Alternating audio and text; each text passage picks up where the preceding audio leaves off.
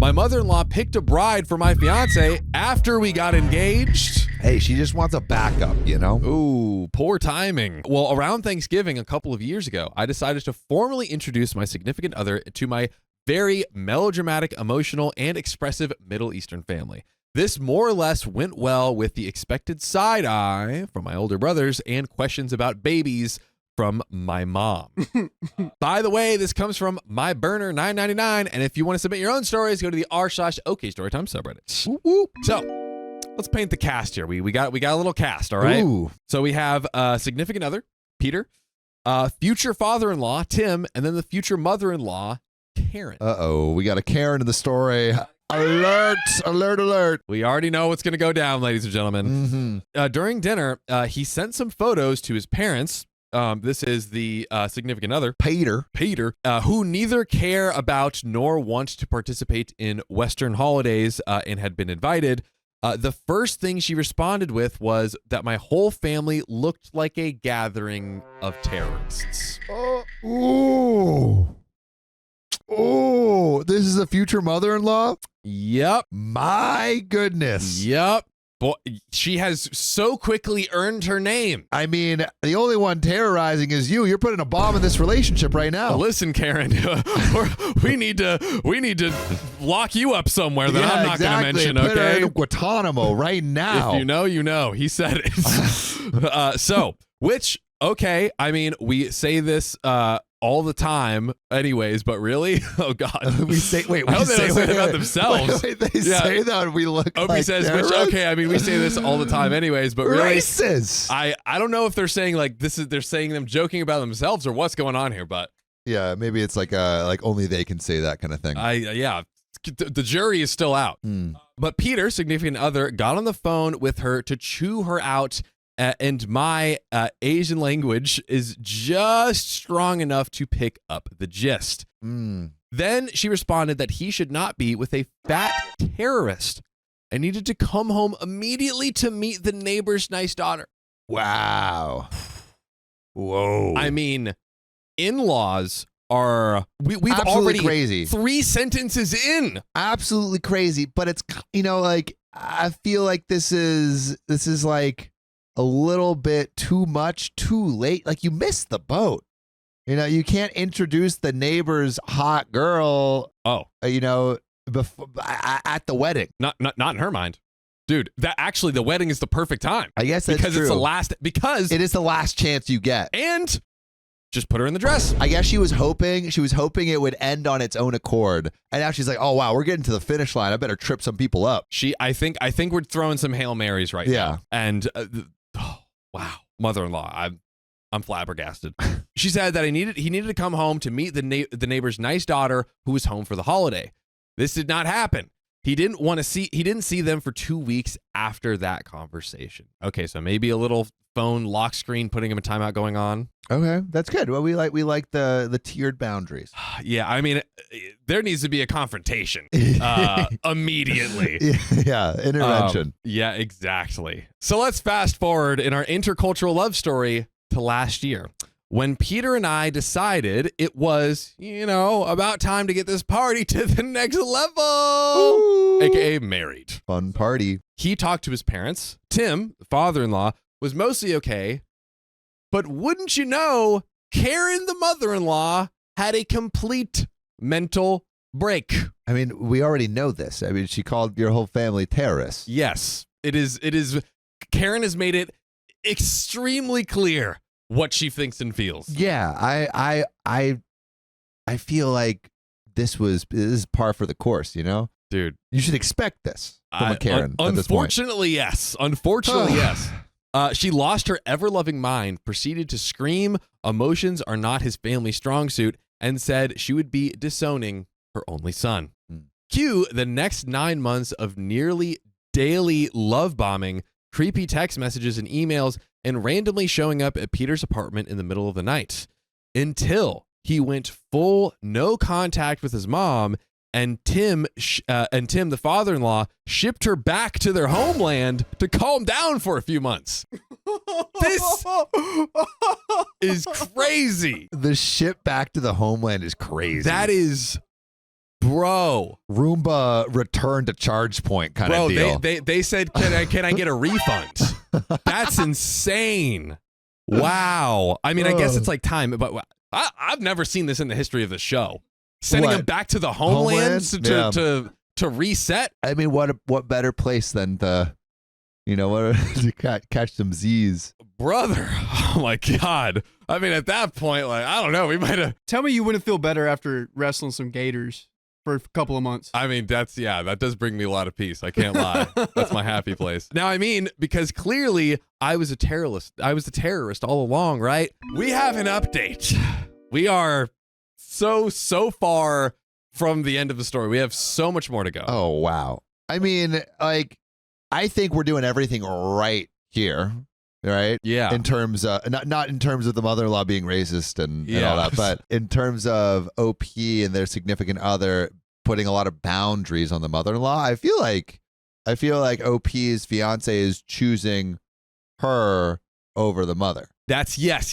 That's what it seems like. And, we got, I feel like, thrust just in the middle of it. This is the movie that starts in the action scene and everyone's like running around. Which we love. Things are blowing up. Yeah. Like we got straight to the action with only a little bit of context. Yeah. I am just having very low expectations for the relationship with mother-in-law going forward, but a lot of hope with OP and their significant other, Peter. Yeah. Which is great. Again, they're choosing the relationship over the racist mother-in-law, which is good ground to build off This is the direction we go. Yes, this is it. So that's what I'm thinking. But yeah, let us know if you think they should do anything differently. I feel like they're doing everything right so far. Yes. But we have an update. So this is so long mainly because I am trying to process this. Also, a big thank you to the fellow mother-in-laws who reached out to discuss their own intercultural relationship issues just after my long post.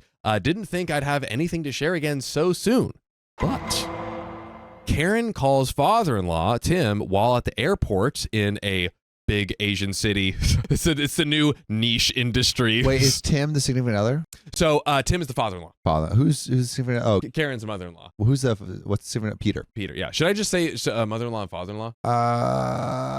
We've already been doing it. Yeah. She has some health issues and a doctor's appointment, so she wanted to come back. Father-in-law Tim has only an occasional wooden termite-riddled spine. Wow, dude, do they watch the show? Yeah. This is great. Wow, an occasional wooden termite-riddled spine. Occasionally. So it seems like it just barely, the little twig got just far up enough to maybe do something major here. Now, for context, my major metropolitan area has at least one, if not 5 airports within a certain radius. My God. She chose to land at an airport near me instead of near her own family, which prompted a desperate call from future ex, dear husband. Huge foreshadow. Whoa. Huge foreshadow. Wait, I thought we were on the right track. We thought, but this is an action story. We're getting straight to the juice. Oh my God. That is like the hero stumbling out of the car with like bleeding and everything. And it's like, you're probably wondering how I got here. That it's that energy. He just got like Thor's hammer, and then he just got and then we're blasted back to the past. Thrown in the Oh my wormhole. gosh. Yeah. Allie says spoiler alert, but I think more like foreshadowing. Yeah. Like a little or maybe not foreshadowing, but like I don't know, a little tidbit, a little teaser. Yeah, there's a lot going on here, ladies and gentlemen. Peter, was begging me to pick up his mother. Now, in hindsight, kids, I'm an idiot. But I had Peter's SUV and he had my sedan. So I thought it was a unalive 2 birds with 1 stone type situation. After idiotically agreeing to pick up Karen, I get to the airport, only to find that she has her niece in tow. Something didn't sit right with me because, again, it's like, why is she here? I should be picking you up. Even though I know Peter has multiple cousins back home. So everyone loads up into the car and we began the 90 to 120-minute trek to the in-laws house. I use my super broken major Asian language to make pleasantries for a few minutes before telling them to rest after their long flight. Rest? No. These two are having rapid-fire hush discussion in the back seat. Oh, in the car. in the language that OP can't quite understand, probably Yes. talking with some major crap. Oh, dude. Oh, yeah. They're complimenting her. You're Yeah, thinking, of course, oh, wow. of course. OP's so great. She's so smart. No. My spidey senses are tingling at this point. You know how questions can more or less be determined in context when listening to tonal language, aka those ain't nothing good? The niece cousin was shooting off question after question after question, but it was too fast for me to pick out more than just a word or two. So I sent a text to Peter about the niece cousin. He's just as confused as I am. So I call his dad, Tim. Oh, I see you. I see you. Do you see you? I don't see it. Niece cousin? Is it really the niece cousin? Or is it the neighbor love interest? You're right. You're right. The mother-in-law is bringing backup bride. Yes. Oh, Yes. no way. No way. The Wow. audacity, the boldness. I told you. She is viewing this as her moment. Oh This is my her God. fourth quarter ready to throw it in. Another ICU. Talk to me. Oh. Talk Her to name's me. niece cousin. So she's a niece or cousin of of Peter, right? Am I reading that right? I don't think they're actually related. I think that is a cover, but Imagine. maybe. Dude, if that double whammy happens, Dude. Dude, we got some Habsburg stuff all up in here. We got some Jamie and some Lannister stuff going oh on. God. Dude, I didn't know they had an Alabama in Asia. They had That's an news Alabama. to me. Yeah, dude. What is the Alabama of Asia? Let me know. Let us know, chat. Put it in the comments below. Chat. Chat. So I call Tim, the father-in-law. Then I hear him calling his mother Karen. Y'all, I can't. I cannot. Even writing this out is making me literally laugh with tears of anger. Wow. The most of the anger is because I need to replace my brand new phone. Laugh with tears of anger is so many emotions mixed into one. That is manic levels. We are entering pure mother-in-law induced insanity. Yeah. Tim knew this was not the niece cousin. This woman was brought halfway across the world to marry my fiance. Ooh. And the fiance seemingly agree? Does he know? The father-in-law. The father-in-law is in on it. But the fiance doesn't know. As far as we As know far as right we now, know. Peter doesn't know. This is why Peter psycho dials his mother. Tim never told Peter, so Peter didn't know. Yeah. He was innocent. Peter's trying to call me too now, but I have this crappy policy of not answering while I'm driving. Just as we're passing a shopping center, I know that Karen absolutely loves. She pipes up and asks if we can stop. If we can stop. Your hero, not knowing what was going on, obliges. Figuring I could stretch my legs and call Peter back to see what was happening, we turn in, park, and Karen and the niece cousin, quote unquote, disappear into the mall. At this point, I call Peter back. Can you guess what happened? You guessed correctly. My idiot fiance tells me his mother has brought him a wife. Wait, so he knew. No, he called his dad. Peter called. So he just found out. He just found out. Wait, so why is he an idiot? I don't know. Okay. Maybe we're about to see. Okay. Said that I should keep calm until they get home so we can talk this out. Cousin, niece, wife knows he's engaged. So she knows too. Yeah. But only to a Muslim terrorist. Karen. Well, I see why the fiance backup and Karen get along. You know, seemed Dude. Two birds of a feather. Oh God. Ugh. Like OP said, we need to do something with those birds involving a stone. Mm-hmm. So apparently it's not a big deal. Through the window, I see Karen walking around, piling things on this cousin niece wife. On the other hand, I have my spineless fiance telling me to bring his mother and this woman who knows he is engaged but still chose to fly across the world home, and something snapped. So really quick, I think the reason why Opie said, oh, like idiot fiance was he's like, hey, let's all talk this out. And she's like, dude, like, what is there to talk out? yeah, like she's done Get this these like people heinous away thing. from me. Yeah, exactly. Like, This get is me we're outta not here. coming back from this. Yeah, this is wild. So I hung up, grabbed my crap out of the car, walked into the store, and shoved my ring on Karen's fat, stubby finger, handed her the keys, and walked out. Wait, she's getting rid of the ring. Yep. But but like, did Peter? But Peter didn't know. She's getting rid of it. So she's like, "Oh, this mother-in-law is too much. I don't care if It's too Peter much. didn't know. I'm getting out." I just got to get out. Like, it's just too But much. then I you're gotta... letting her win. Lol, no. Just kidding. Oh, Got you. oh, dude, you got me. You got I me. read ahead. You got me. John's a day late. I did none of that. Instead, I started ugly crying in the middle of the parking lot. Oh, I waited like a giant baby until the duo came back, piled high with a small country's per capita GDP's worth of shopping, and sullenly drove them the rest of the way back like the good chauffeur I was apparently born to play. Oh, God. Now, as we neared home, this terrorist of a woman asked me to stop for food. I suddenly went deaf despite her screeching. We pulled into their driveway where Peter was pacing nervously while Tim was clearly chain smoking a year's worth of cancer sticks. Now for the explosion. Instead of greeting me, his fiance, he immediately went up to help the niece, cousin, future wife. What? Walked right past his actual wife-to-be and up to her. Dude, what are you doing? Ouch. That feels like a choice. The real Peter's coming out. Peter Piper picked a pickled pepper of lameness. So I'm still in shock and I don't fully process what's happening. As they're unloading everything from the car, I finally snap.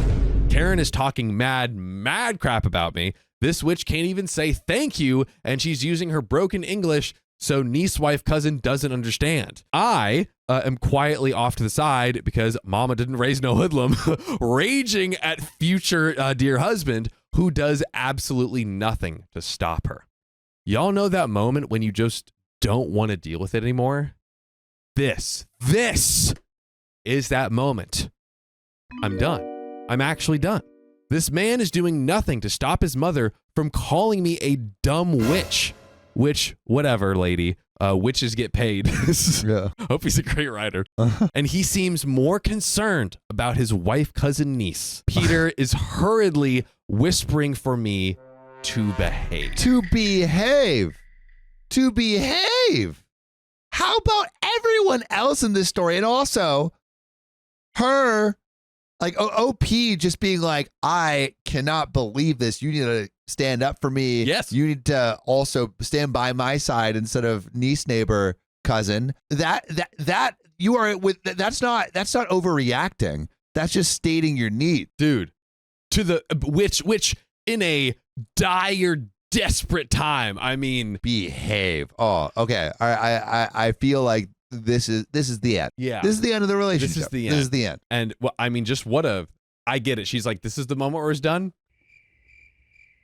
I get it. Yeah. This would be I insane. feel like I would have been done earlier. I feel like the fiance hasn't really stood up at all. Yeah, she's given him probably given him way more chances than they actually deserved. I walk up to this woman, go to shake her hand, and I slip my effing beautiful ring right onto her finger. Wait. This time. time for real. Okay. This is not an imaginal scenario. My spare car keys are in my purse, and my car is in the driveway. So off I go after making sure to back over their backs. Ooh, I don't know if I would do that, OP. That's gonna just unleash the hounds on you. Yeah, but golly, these people. But I suck. understand why you did it. Yes. Future ex-dear husband is pounding on my door, so I literally throw my phone out of the window and drive off. 300% done. All of it just done. Wow. So now I'm home to a dozen emails from my ex-fiance asking me to call him. I just wrote back telling him to leave me alone, filtered all of his emails to spam, and deactivated my one social media profile. We are about to enter update number 2. Oh my God. We're not even, That was just update 1? we are not even halfway done. with this story. I don't know how there could be. I was just hoping for OP's sake there wouldn't be more. Yeah. This is so hard. Yep. I just don't understand How could it get worse? How could it get worse? Oh, what more insane things can happen that are not worse than what's already happened? Although, one thing to point out, Yeah. this might be, we're at the bottom, we're at the trough, Right, right? right. We're at the bottom of the valley, really nowhere else to go but up from here. I mean, I could think of other things that would be terrible. Like what? Like the mother-in-law, like the house or apartment is in his name, and then she gets kicked out, and then the niece cousin takes the house and starts living with them, and then they're actually super happy, and then they post on social media like, oh my God, look how happy we are. They get married, have kids, a perfect little family. Then OP finds out she's infertile, can never have another child, and she really wanted a child. I think that there's ways it could be worse. I hope that doesn't happen though. That was a little quick, man. That reality was so cold, I had to take my jacket off. That is, Ooh. wow. Ooh. Let's pray that doesn't happen. Update number 2. Oh God. When we last left off, my ex-mother-in-law, Karen, gotta love an ex-mother-in-law, had brought home an import wife for my ex-fiance, Peter. Friend reference below is Peter's best friend. He is my FM. We know what FM is. Future mate. You. All right. Friend, All right, OP. Friend man. Hey, I'm not advocating for that kind of revenge, but I mean, It happens. hey. There we go. So we'll call him best friend. He has hated ex-in-laws since childhood. I moved on to cutting myself out of the larger friend group as some people think I overreacted. Insane. And I asked them to not take a side until they knew everything. As for import bride, they're going back to the homeland next week. She's still here. According to friend, Karen and the import are thick as thieves. God, the import is crazy. So save your pity for this girl. She knew what she was walking into. Also bold to just be like, I mean, like, that So really bold. takes some confidence to be like, hey, I'm showing up. I know this guy has a fiance, but I just got it like that. I'm going to take her down. To that point, she is also still wearing my ring. I mean, this person is terrible. Yeah. God, like that is some, This family is such a black hole of awfulness that it's like you need to get in the Millennium Falcon and just go light speed away. Yeah, you got to get away, but there's part of me that just is like, how do you do it? It's like Do you Nat Geo, right? You know, all those tapes you would watch. It's like, how do these lions do maul each other? Yeah, and make exactly. Sweet, passionate It's super. love. Yeah, it's interesting. It's like It's a phenomenon. It's like watching a boa constrictor strangle a rabbit. It's like, oh, I'm sad for the rabbit, but wow, like what evolutionary path had to happen for this kind of strength to exist? An F1. Now, friend made a crappy comment to her, and the girl denied that it was my very custom ring. Whatever. Next. Now, the real good crap. We haven't even gotten to the juice yet, I guess. My God. We haven't gotten to the juice. Not even. I feel like I've been drinking juice all day. This week has been hell. Sorry if this is disjointed. It's pieced together from what friend has updated me on and what has happened to me. So, Karen calls the cops to report her son's quote unquote car stolen. See, it gets worse. Yep. I didn't even think about jail. Didn't even think about I think that. about jail. God. Oh my God. Now, remember, she barely speaks English. The first 2 set of cops did not take her seriously, and she struck gold with the 3rd set. I got to visit my work. She doesn't know where I live, but she knows where I work, by the police, and it was embarrassing as all crap. The cops had a repo truck there too. It was a mess that took a few hours to sort out since the cops were aggressive a-holes about it. Why were they aggressive a-holes? Because Karen has a black eye. From who? WTF, she told them I punted her out and stole the car. She's staging it. And she's like, neighbor cousin, punch me right now. Dude. And the neighbor cousin does. It's like, oh, this will be perfect. Or makeup, fake eye. Throw some water on her.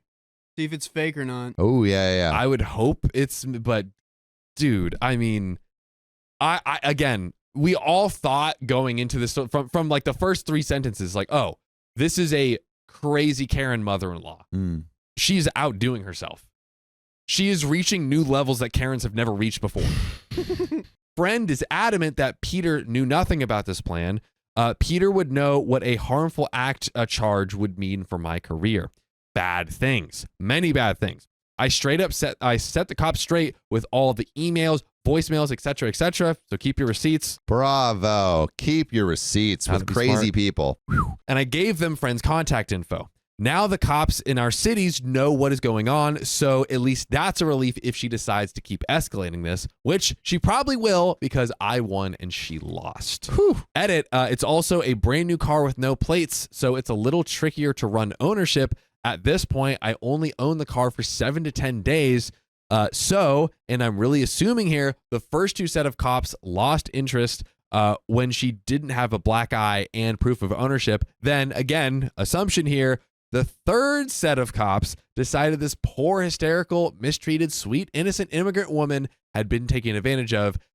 Ergo, OP is thinking that's when this mystical black eye. I am again assuming her story changed in the 36 to 48 hours or so all of this took place, and I'm scratching my head about the black eye. I think perhaps she fell or gave it to herself. She, of course, had my full name, a photograph, and place of work to make it very easy for them to find me. Friend verified the black eye. She was sneaking around avoiding him, perhaps to avoid getting a good look at her face. On top of all of this madness, yesterday, I received a demand letter from the mother and father-in-law's attorney. Any guesses, chat? Any comments? OP's getting sued? What do you possibly think they could be suing her for? Oh, see, the it could get worse. Again, I didn't think of jail. Yep. I didn't think of lawsuits. Yep. I did think of the infertility thing, but I don't think that's going to happen. Oh, wait, if like niece cousin can't get a baby? Just or? everyone just like, I'm like, how can it be worse? Everyone can have babies. That's true. Yeah. That is the one way. Here's another way. Unfortunately, there is an infinite wormhole of options of ways that get things worse. can get worse. Yes. But we're hoping to hit the bottom for the bounce back soon. That's what we're praying for. I know we haven't quite hit bottom yet. It just kept getting worse. Apparently. You know what? Actually, I will give OP this. We are bouncing back from bottom by getting fiance away. This is true. We've made the big move. We made the big move. Yeah. The lawsuit was over 4 pages long, and I really hope they enjoyed paying the lawyer to write it, since now I'm just going to turn this into a billing war for them. Ooh. I've written my first no contact letter and sent it by registered mail. They and their lawyers have received it. 3 no contact letters and breaches. Then I can file for intimidation and a restraining order. Wow. So I guess wherever they're located, as long as you like put in writing, like, hey, like don't contact me, or I guess a legal no contact order, then that can like escalate to a restraining order. I mean, honestly, at this point, yeah, that's what's needed. I mean, they're coming at you with like everything. Yes, and this is just the beginning. Like this whole tirade just happened. The split just happened. So if they get time to cook, don't let them cook. Yeah. Don't let them cook. No. I think like ruin what they're cooking before they have a time to finish it. Yes. Turn off the stove. Turn off the stove. Turn the stove off. Now, ex-mother-in-law has also found out a way to contact my mother, and that didn't end so well for Karen. My mother didn't tell me until late last night, despite this taking place over earlier in that week. Apparently, I'm a thieving, spicy dancer. Oh, spicy dancer. It sounds like another one of Karen's infamous lies. Come on closer, spicy dancer. Oh, God. Now, the conversation taxed the limits of her English skills, and according to my sister-in-law, the last 4 minutes of the call were essentially her ranting in her native language while my mom screamed back in our native language. That's fun. Gotta love it. Edit. I realized ex-mother-in-law was on a text chain with my mother over a year ago. That fact had slipped my mind. Now, Karen went to our wedding vendors to cancel the wedding, but it had already been canceled. Then, when she discovers that I had beaten her to the punch, she tried to use the deposits for cousin wife niece. Oh. So are they actually getting married? Cousin wife niece is actually, they're actually going through with it. And they are, I mean, that has to be the worst karma in history, to rifle through the grave of all of your wedding plans with the partner that you were supposed to get married to, and now you're doing it with your backup wife. Like, come on. Their wedding venue is just going to catch on fire. Yeah. This is the worst juju I have ever seen. Also, poll, is cousin wife going to marry Peter? Of course. Right? Do we think it's? I mean, I think yes. I'm gonna say, you know what? I'm kind of still holding out hope for no. Holding out hope. Why? I don't know. I don't want OP to be married to Peter. No. God, no. I'm hoping they get married and make each other miserable. They're perfect for each other. Is she gonna marry Peter or not? Not OP, but cousin wife. Let us know what you think. 2 of the vendors had yet to initiate the refund on the deposits, and one of the vendors' assistants didn't understand what was going on and gave Karen the deposit refund check. That's got to be illegal. Oh. That's got to be illegal. Right. Because Karen's stealing because it's not under Karen's name, right? Yeah, we don't know for a fact, but I'm sensing that like OP was involved in the payment or something. I think so. I think that's where we're headed. Yeah. I think that's where we're headed. So this could be good. This could be great, actually. I got a frantic call early in the morning from the vendor, then made a call straight to the friend. Yesterday, the friend swung by the ex-in-law's house, which is how he saw the ring, and got some other info, and retrieved the check from Tim. Okay, so I mean, you know what? Which maybe that's for the best, you know, because OP gets her money back, and then just again one less tie and thing to do. Apparently, Tim has major regrets about the whole situation. Major regrets about importing a backup wife? Where were these thoughts? Where were these feelings, Tim? Where were they? Obviously not in his head. Probably in his lower head. They were back in the homeland, okay? They were back in the homeland. He was storing all of his sense back in the homeland. And bro just finally flew out the right thing. And now has some sense. But hey, way too late. Dude. Way too late. So way too late. So late. You know what I think? I think backup wife was smoking, but just like dumb as rocks and not interesting. Yeah. And so he was like getting shown all these pictures like, dude, look how fire backup wife looks. And from your homeland, you're going to be so happy, and then realizes no brain connection. No brain connection. And he's like, oh no, I made a huge mistake. I want a lady who's just more than a hot bod. I want a brain connection, because that's what's really important. Oh, yeah. Sam is all about brain. Let me tell you something. Samuel Donner. I am about brain. He is about brain. I am about brain. Let him know. I am about brain. An intellectual man. Yeah, yes, I am. He loves brain. He loves brain. I love brain. Well, Sam's brain aside... Let's get back to Tim's brain. I hope it's working. Also, just super quick, conspiracy theory. Tim's going to divorce Karen. I'm just throwing it out there. Oh. I think that's where we're going to land. You think that termite spine has it in him? I think he's just going to like eventually realize after, because she's going to do all these crazy schemes, and he's going to be like, I don't like it. I'm tired. And she's going to want to keep going. He's like, no. That's what I'm thinking. I hope so. You heard it here first. Tim has major regrets about the whole situation. I told friend the man should have major regrets about his whole life. Tim handed over the check without a fight. Okay, that's good. Now, on to friend's other updates. Karen is cooking something up. She was walking around the house, muttering to herself. The cousin wife looks like death. She's been crying daily, but clearly they've been shopping away their sadness.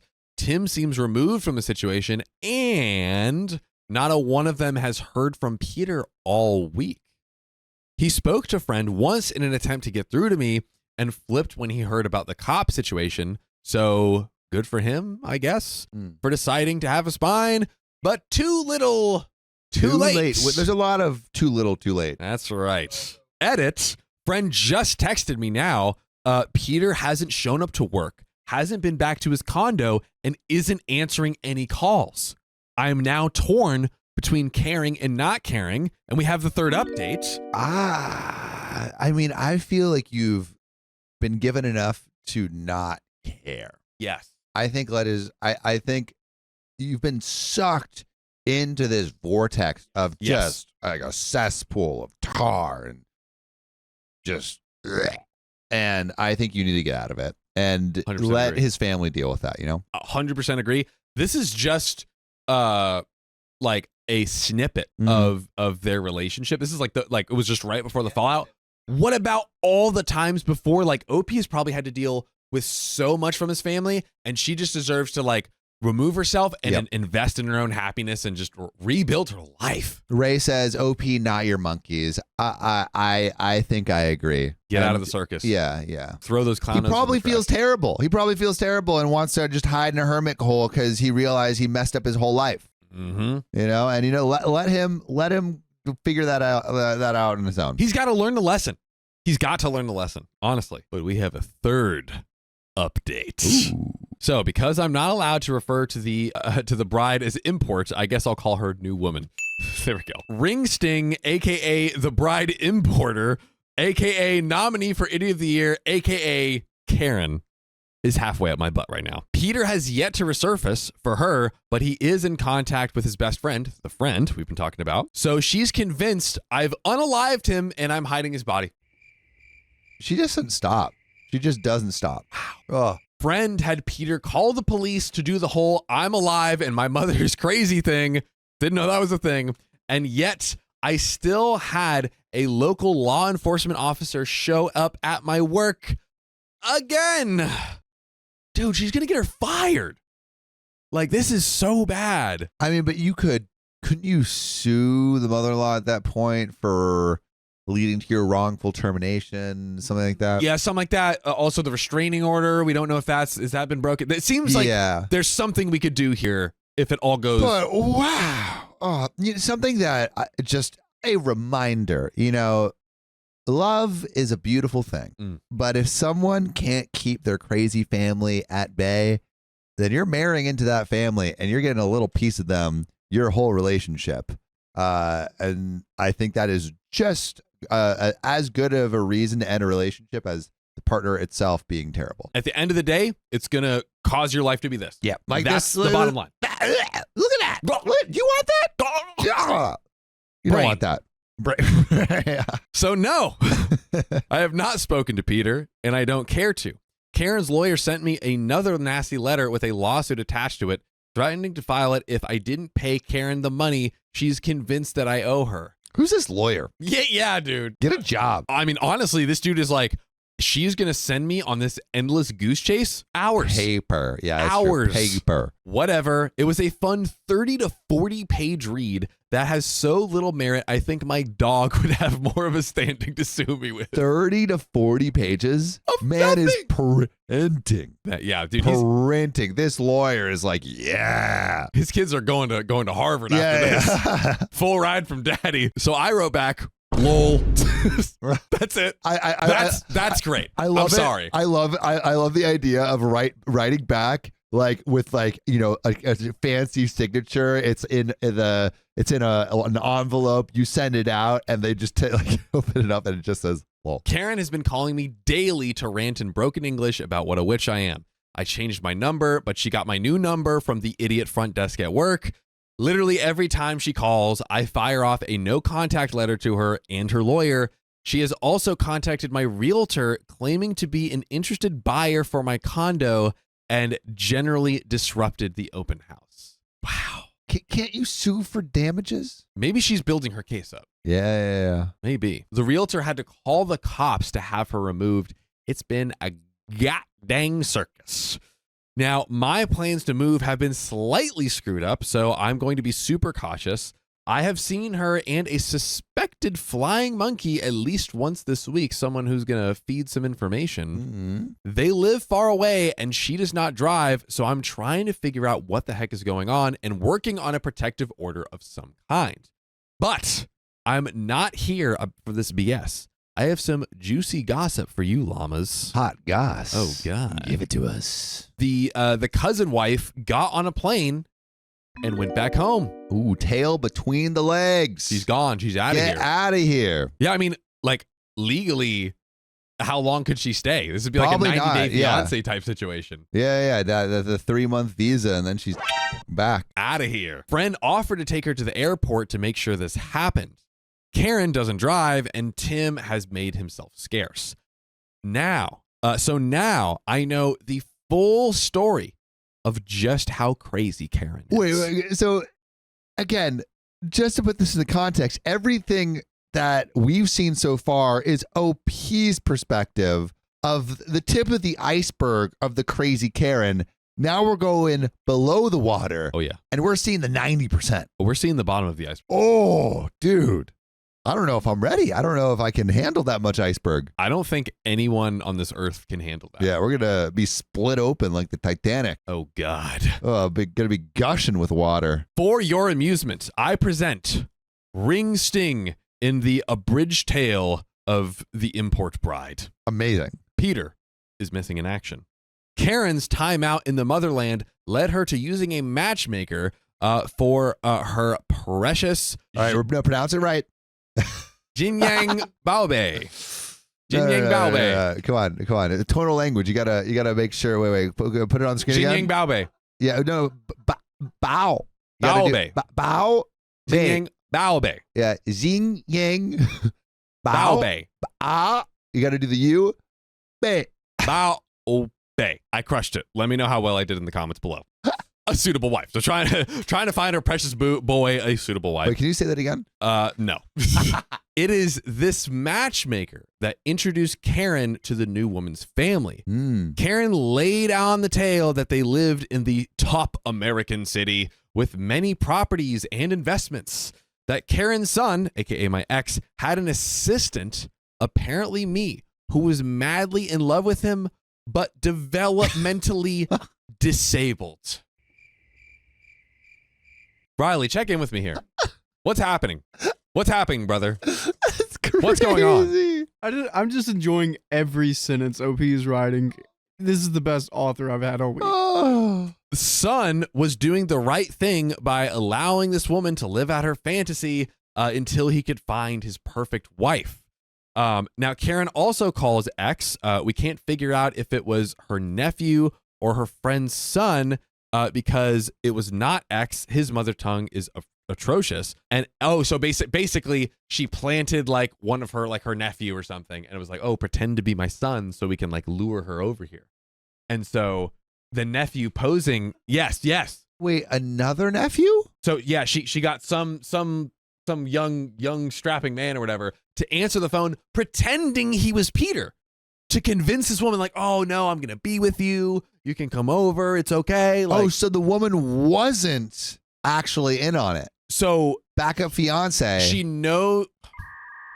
They did say earlier that she knew that that he was engaged, but maybe she didn't actually know, and OP was like assuming, because I think this is the full iceberg. This is the full story. So this maybe is the full iceberg. Yeah, now we're getting the actual truth where it's like maybe OP assumed or whatever. Yeah, in cousin wife's defense, she was basically completely bamboozled herself. Yeah. She hopped on the phone with this guy and he's like, hey, come over to the States. Like, I want to marry you. But it was completely not him. It was BS. And this ex, again, not the actual ex Peter, and the new woman's father have a discussion about things.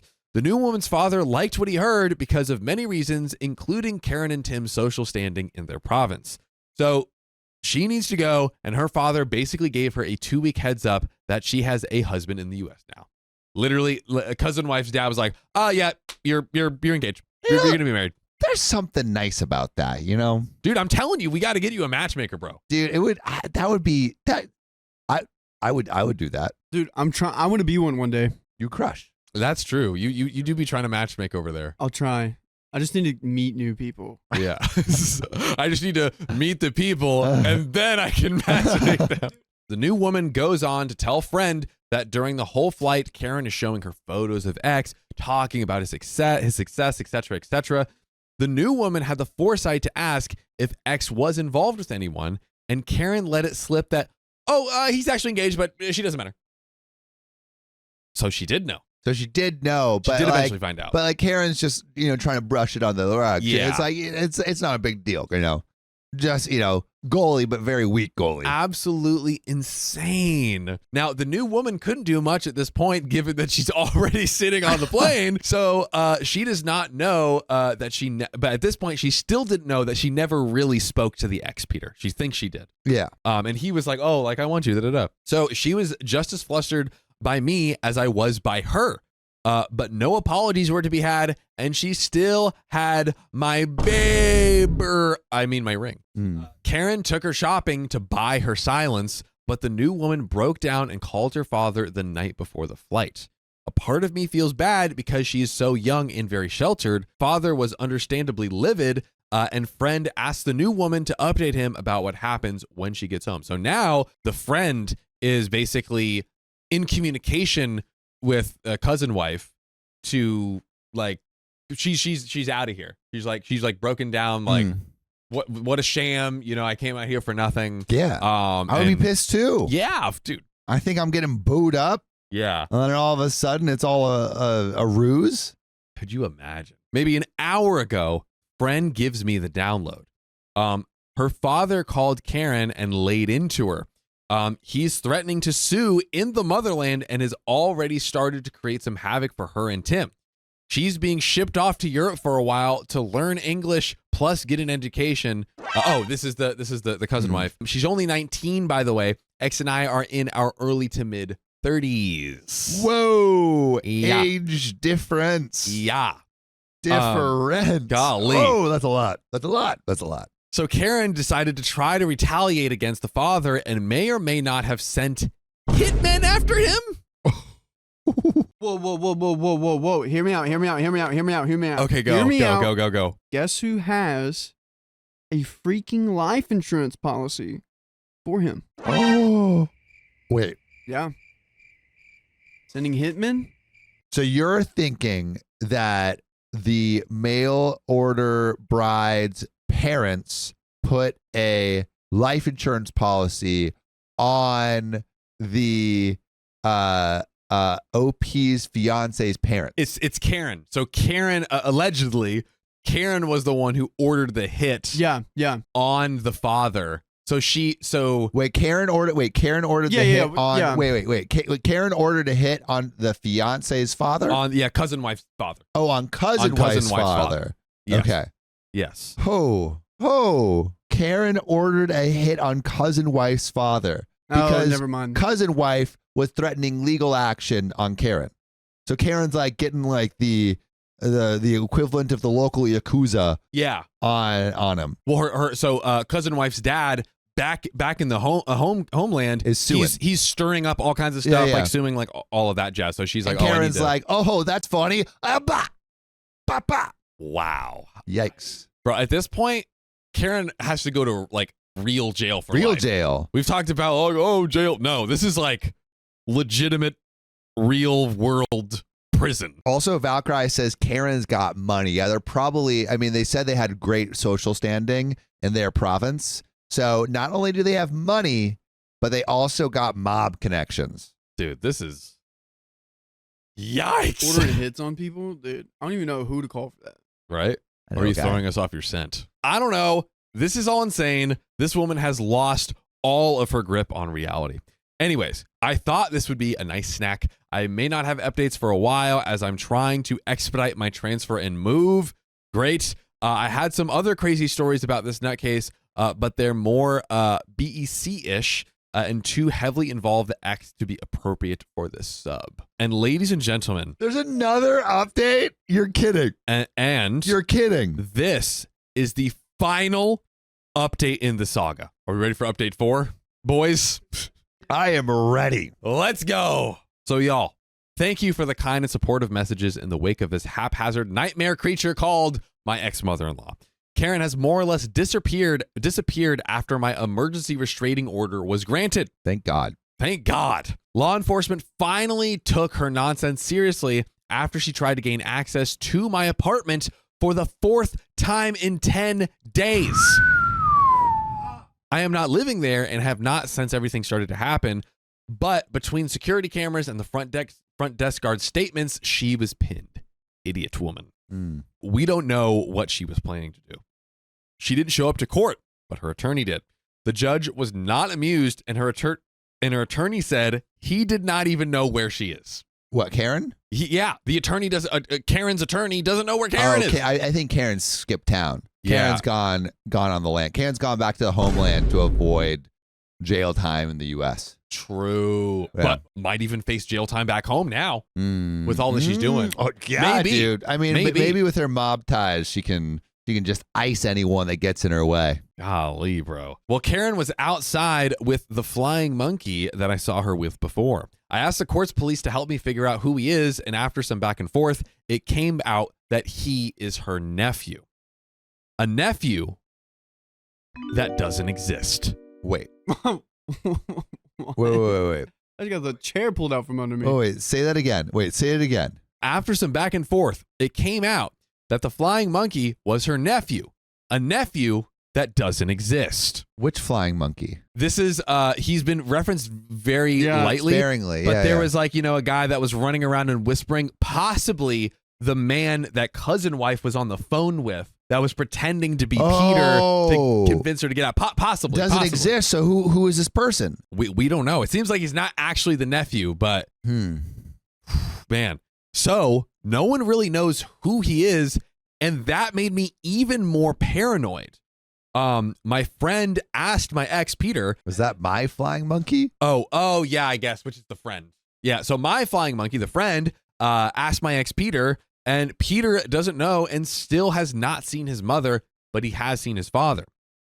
Now, my paranoia was justified, as he was then seen trying to access my building by pretending to be my ex, Peter. So did she like get makeup on and put on a wig and like wear some cool hoodie dude that the 30-year-olds are wearing these days? He's got a full disguise. I think they were banking on some people not being able to tell Asian men apart. Ha gotcha. I'm not sure, but police were notified and given security footage. No one knows who he is yet. I'm just glad that my moving truck is coming tomorrow and I will be gone this week. Now, her attorney approached me to try and settle the lawsuit. Oh, Karen's gonna try paying it off, dude. You better charge through the roof for this. At this point, I'm like, I've sustained life damage. You almost got me like fired. You almost like broke into my house. Yeah, and I just You've not only ruined my relationship, but you are consistently trying to ruin my life for months now. Yes, months. Probably. Maybe even years from the whole relationship that they've had, which, by the way, this lawsuit has not been filed yet. Still, nice to know he knows he will be laughed out of court. I think he knows I filed an ethics complaint against him and will be updating with the I don't know where she is shenanigans he pulled with the judge. Now, Karen's claim is that I owe her and Tim a large sum of money for business deals that did not come to fruition. Wait. So the lawyer is asking to settle out of court for OP to pay Karen money? Yes, actually, yes. The audacity. That's crazy. Oh. Again, I think these are like business deals. Like, lawyer, where do you think? I guess he's just collecting his fee. Yeah. He's like, pay me like, I don't care. for 1,000 hours to write nothing. nonsense. Yeah. All of that on top of some other seriously idiotic claim that I stole money and defrauded them. It's hog crap. And she's just doing this to torment me. Now, my attorney is unconcerned, but I just want this woman to go away, and her pattern of repeated escalation is not too encouraging. This is what she wants, for me to wear down and pay her to go away. Now, knowing her, she's trying to burn me out of cash before I burn her out. Joke's on her, really. My Flying Monkeys updates are essentially centering around this woman continuing to attempt to import brides for the son who is no longer speaking to her. There is another woman who has been conned onto a flight, and Flying Monkey's wife's cousin. Wait, another woman? Another wife. Oh my God. And again, this is the friend that has been feeding her information. So that friend's wife's cousin is now roped into helping for spring festival things and heard all about it. Oh my God.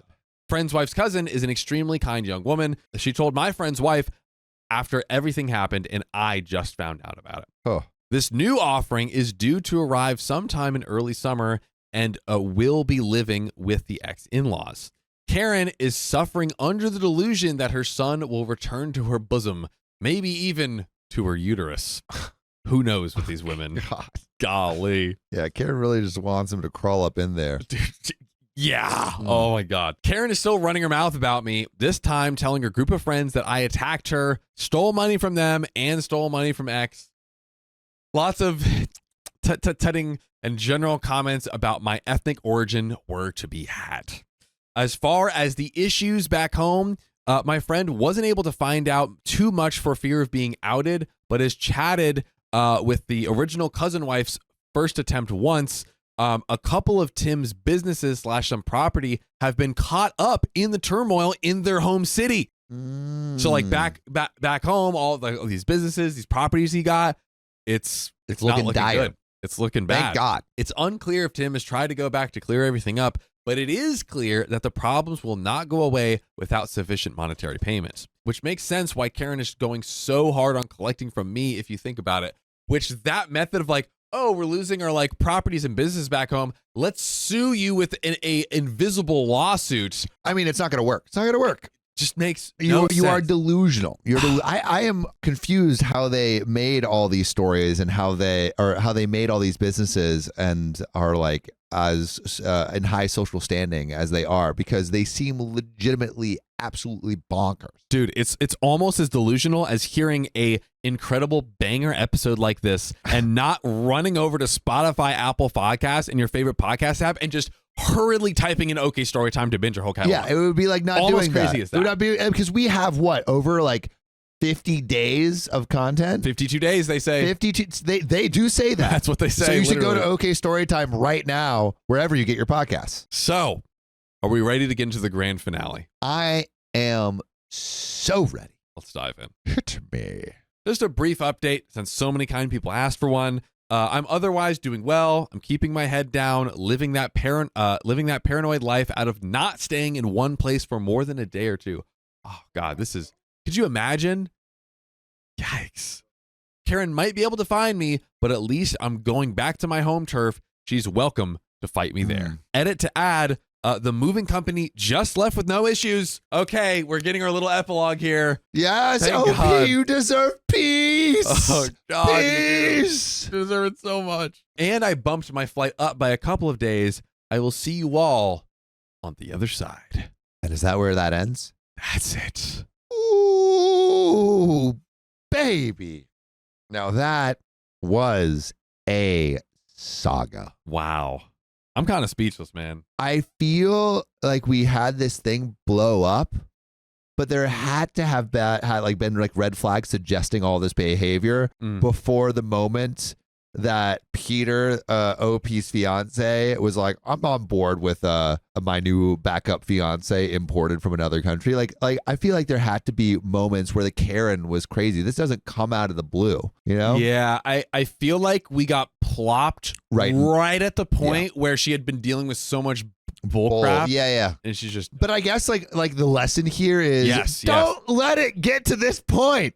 Listen to the red flags before, so you don't have to deal with this. Run away from the terrible racist families, y'all. Just get out of there. And out. The partners that are not defending you are like doing jack to help you. Not doing jack, except jacking it. Oh God. Well, that's what it's gonna have to do, because no one's gonna marry. Oh yeah. Thank God. But that's where that story ends. That's it. My boyfriend's mother is jealous of our relationship. I want to go low contact. Just do it. Do it. I, 26 female, have been dating my boyfriend, Brad, 29 male, for 3.5 years and living with him for 2.5 years. It is no secret to anyone that Brad is proposing soon. The real secret is the where, what, how, when of it all. By the way, this comes from HGB608080 on the OK Storytime subreddit. So, He jokes with me about it all the time to throw me off his scent and has been planting misleading clues since February of this year. I couldn't be more excited to see how it all pans out. Brad's family and mine are very different, and that's okay. I'm the oldest of 4 girls. We're all very close-knit. My parents have been madly in love for over 25 years and include Brad in group chats about almost all family matters/plans. Brad is the oldest of 3 brothers we have been dating. His family is currently scattered across 3 states, and I am included in no chats at all. Being different is okay, but the mom is starting to make me feel straight up unaccepted. Brad's mom, we can call her Julie, has gone through a lot these past few years. Her and her husband separating was inevitably her decision. All of her kids and her husband no longer live with her. She's going back to school for a career change and has lost 3 family members in the last 2 years.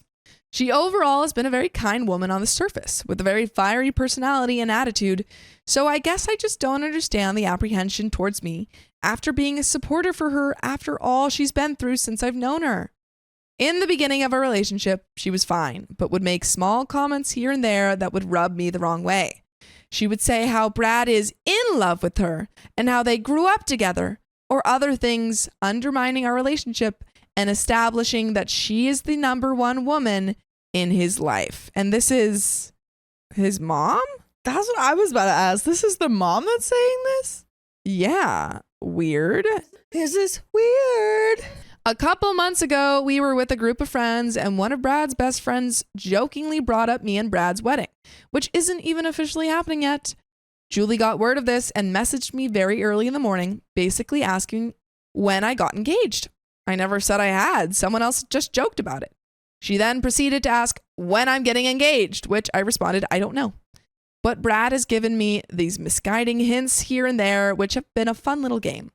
She then said there isn't a world where I get engaged without her knowing about it first because he wouldn't not tell his mama. Of course, why wouldn't he not tell his mama? I then said I don't know when it's going to happen again, so that's something she would have to discuss with him if she's concerned. Yeah, if he's not going to tell his mama, then go talk to him about it. Like, OP isn't going to know when the engagement's happening. She then guilt-tripped, saying that she guesses she will just find out after the happy moment happens. I stopped responding. Is OP supposed to, like, in the moment be like, hey, getting engaged? About a month after that, we were at a funeral on Brad's dad's side of the family. Brad and I traveled there early to help the family prior to the wake. His dad was already there. Julie drove down and showed up at the grandparents' house about 10 minutes before we had to leave. She was flustered, getting dressed, and I noticed she had put her wedding ring back on. When she said hi to her still technically husband, you could see her get visibly more flustered and upset. And then when saying hi to her sister-in-law, she became more upset. She walked to another side of the house and I followed her and gave a hug. She broke down a bit, saying how she feels like a stranger around all of these people. And all they were saying is, thank you for coming. But where else would she be? She said she knows it's not about her though. And I gave her another hug and said that doesn't mean it isn't hard. So if she needs anything this weekend, to let me know. I thought I earned brownie points and was so wrong. Ay, ay, ay. Just trying to be nice.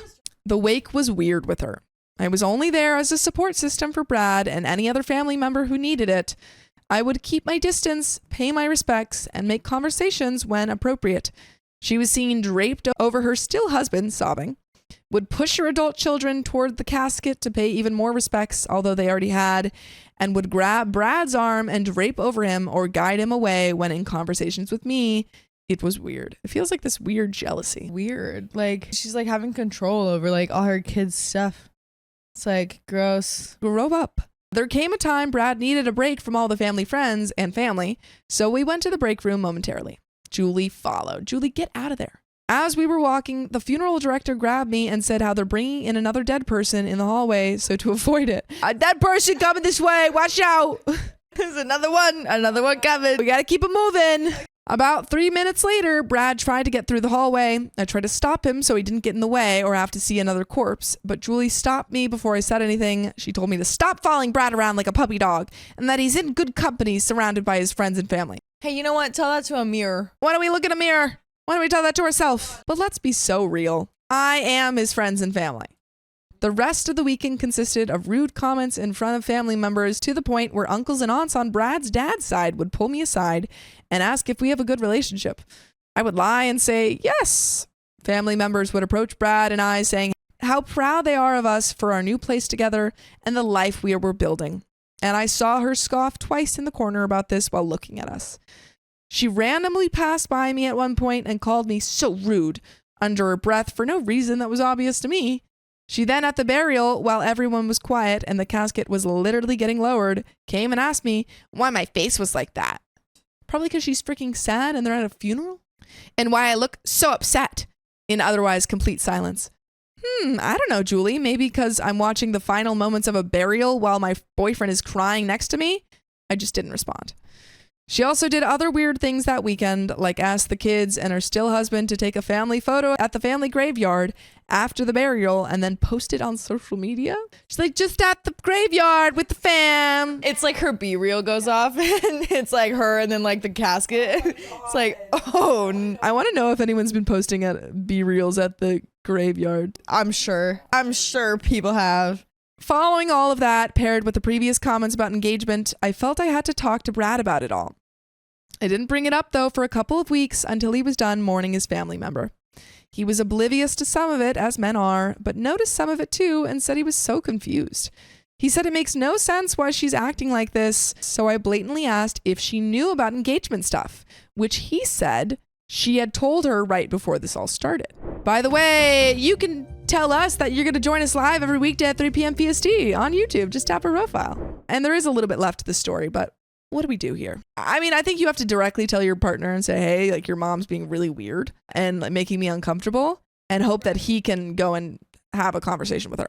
Yeah, and then like I feel like you can just be like, hey, does she like usually talk to people like this? Or like for a second I was thinking like, you know, maybe the boyfriend would be like off if you're, I don't know, seeming like you're saying something bad about the mom. But I feel like you could just be like, hey, like your mom like said this to me today. That was a little weird. Like, wasn't it? You know, like I feel like that'd totally be fine. I think so too. And hopefully the boyfriend would understand that that's also weird. I mean, if he's about to be your like life partner, you would hope that he can stand up to you against his mom. And you could just kind of see like if the mom usually talks like that, if she's kind of like that with everyone, or if it's purely personal. Yeah, purely she hates you. I asked how she reacted to him, and Brad said she exclaimed how excited she was for me to become part of the family, so it makes no sense. He also doubled back, saying when she says Brad is in love with her, that he's not, and that he loves her how a son should love his mother, but is in love with me. He said next time he notices her being Cocoa for Cocoa Puffs like this, for the sake of our future, he is going to say something then and there. I hopefully get her to chill out and respect me more.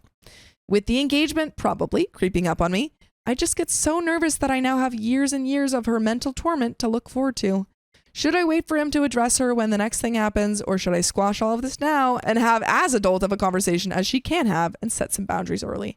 I think you should wait for him because she might like hate you more if you have a conversation with her. Definitely like get his input on it, and maybe he can talk to her a bit first. I mean, I think it's good to have that conversation with her. I think so. Just the order of things. Like maybe just don't come right out and be like, hey, you're weird. Let's figure this out. Like, you know, feel around a bit first. But that's the end of that story. My mother-in-law is manipulative, so we prohibited her from seeing our child. Get prohibited. Prohibition. My 25 male wife, W, 25 female, what's her name? Wendy.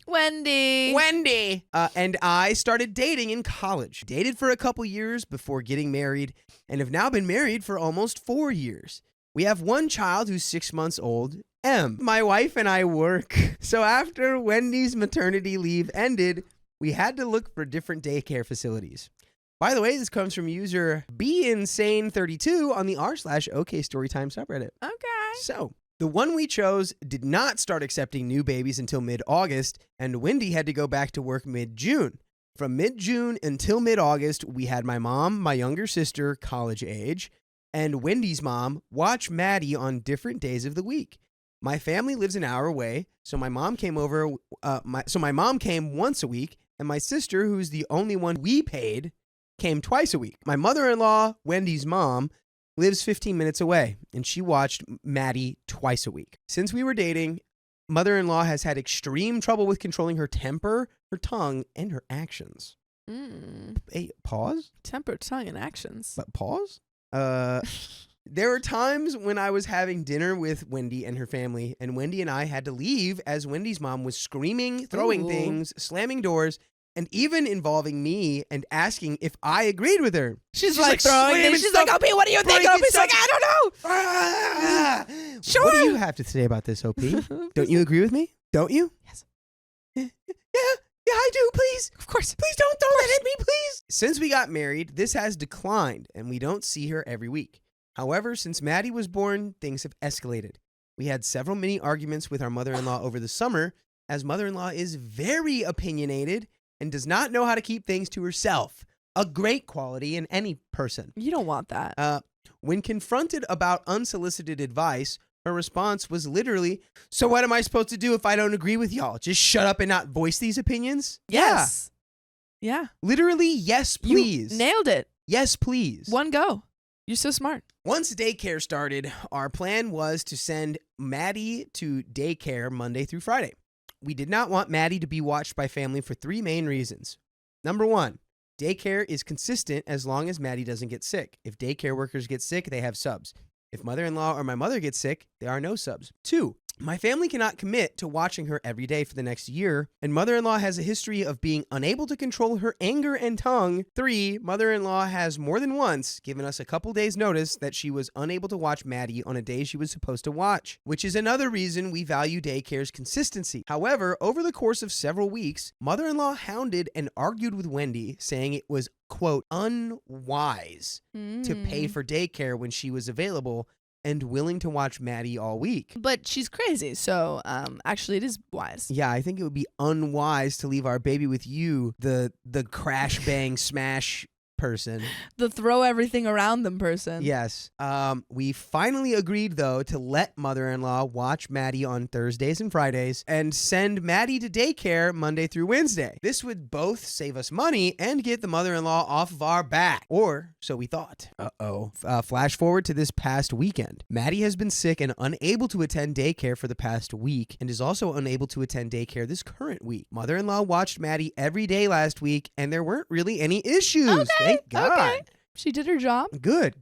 Mother-in-law called Wendy over the phone and asked if we would want her to continue watching Maddie Monday through Friday and pull Maddie from daycare. Wendy told her mother that we would be sending Maddie back to daycare as soon as Maddie was cleared by the doctor, as we liked the stability, as long as Maddie isn't sick, that we get from daycare. So you get like socialization. There are a lot of benefits, you know? Yeah, it's good.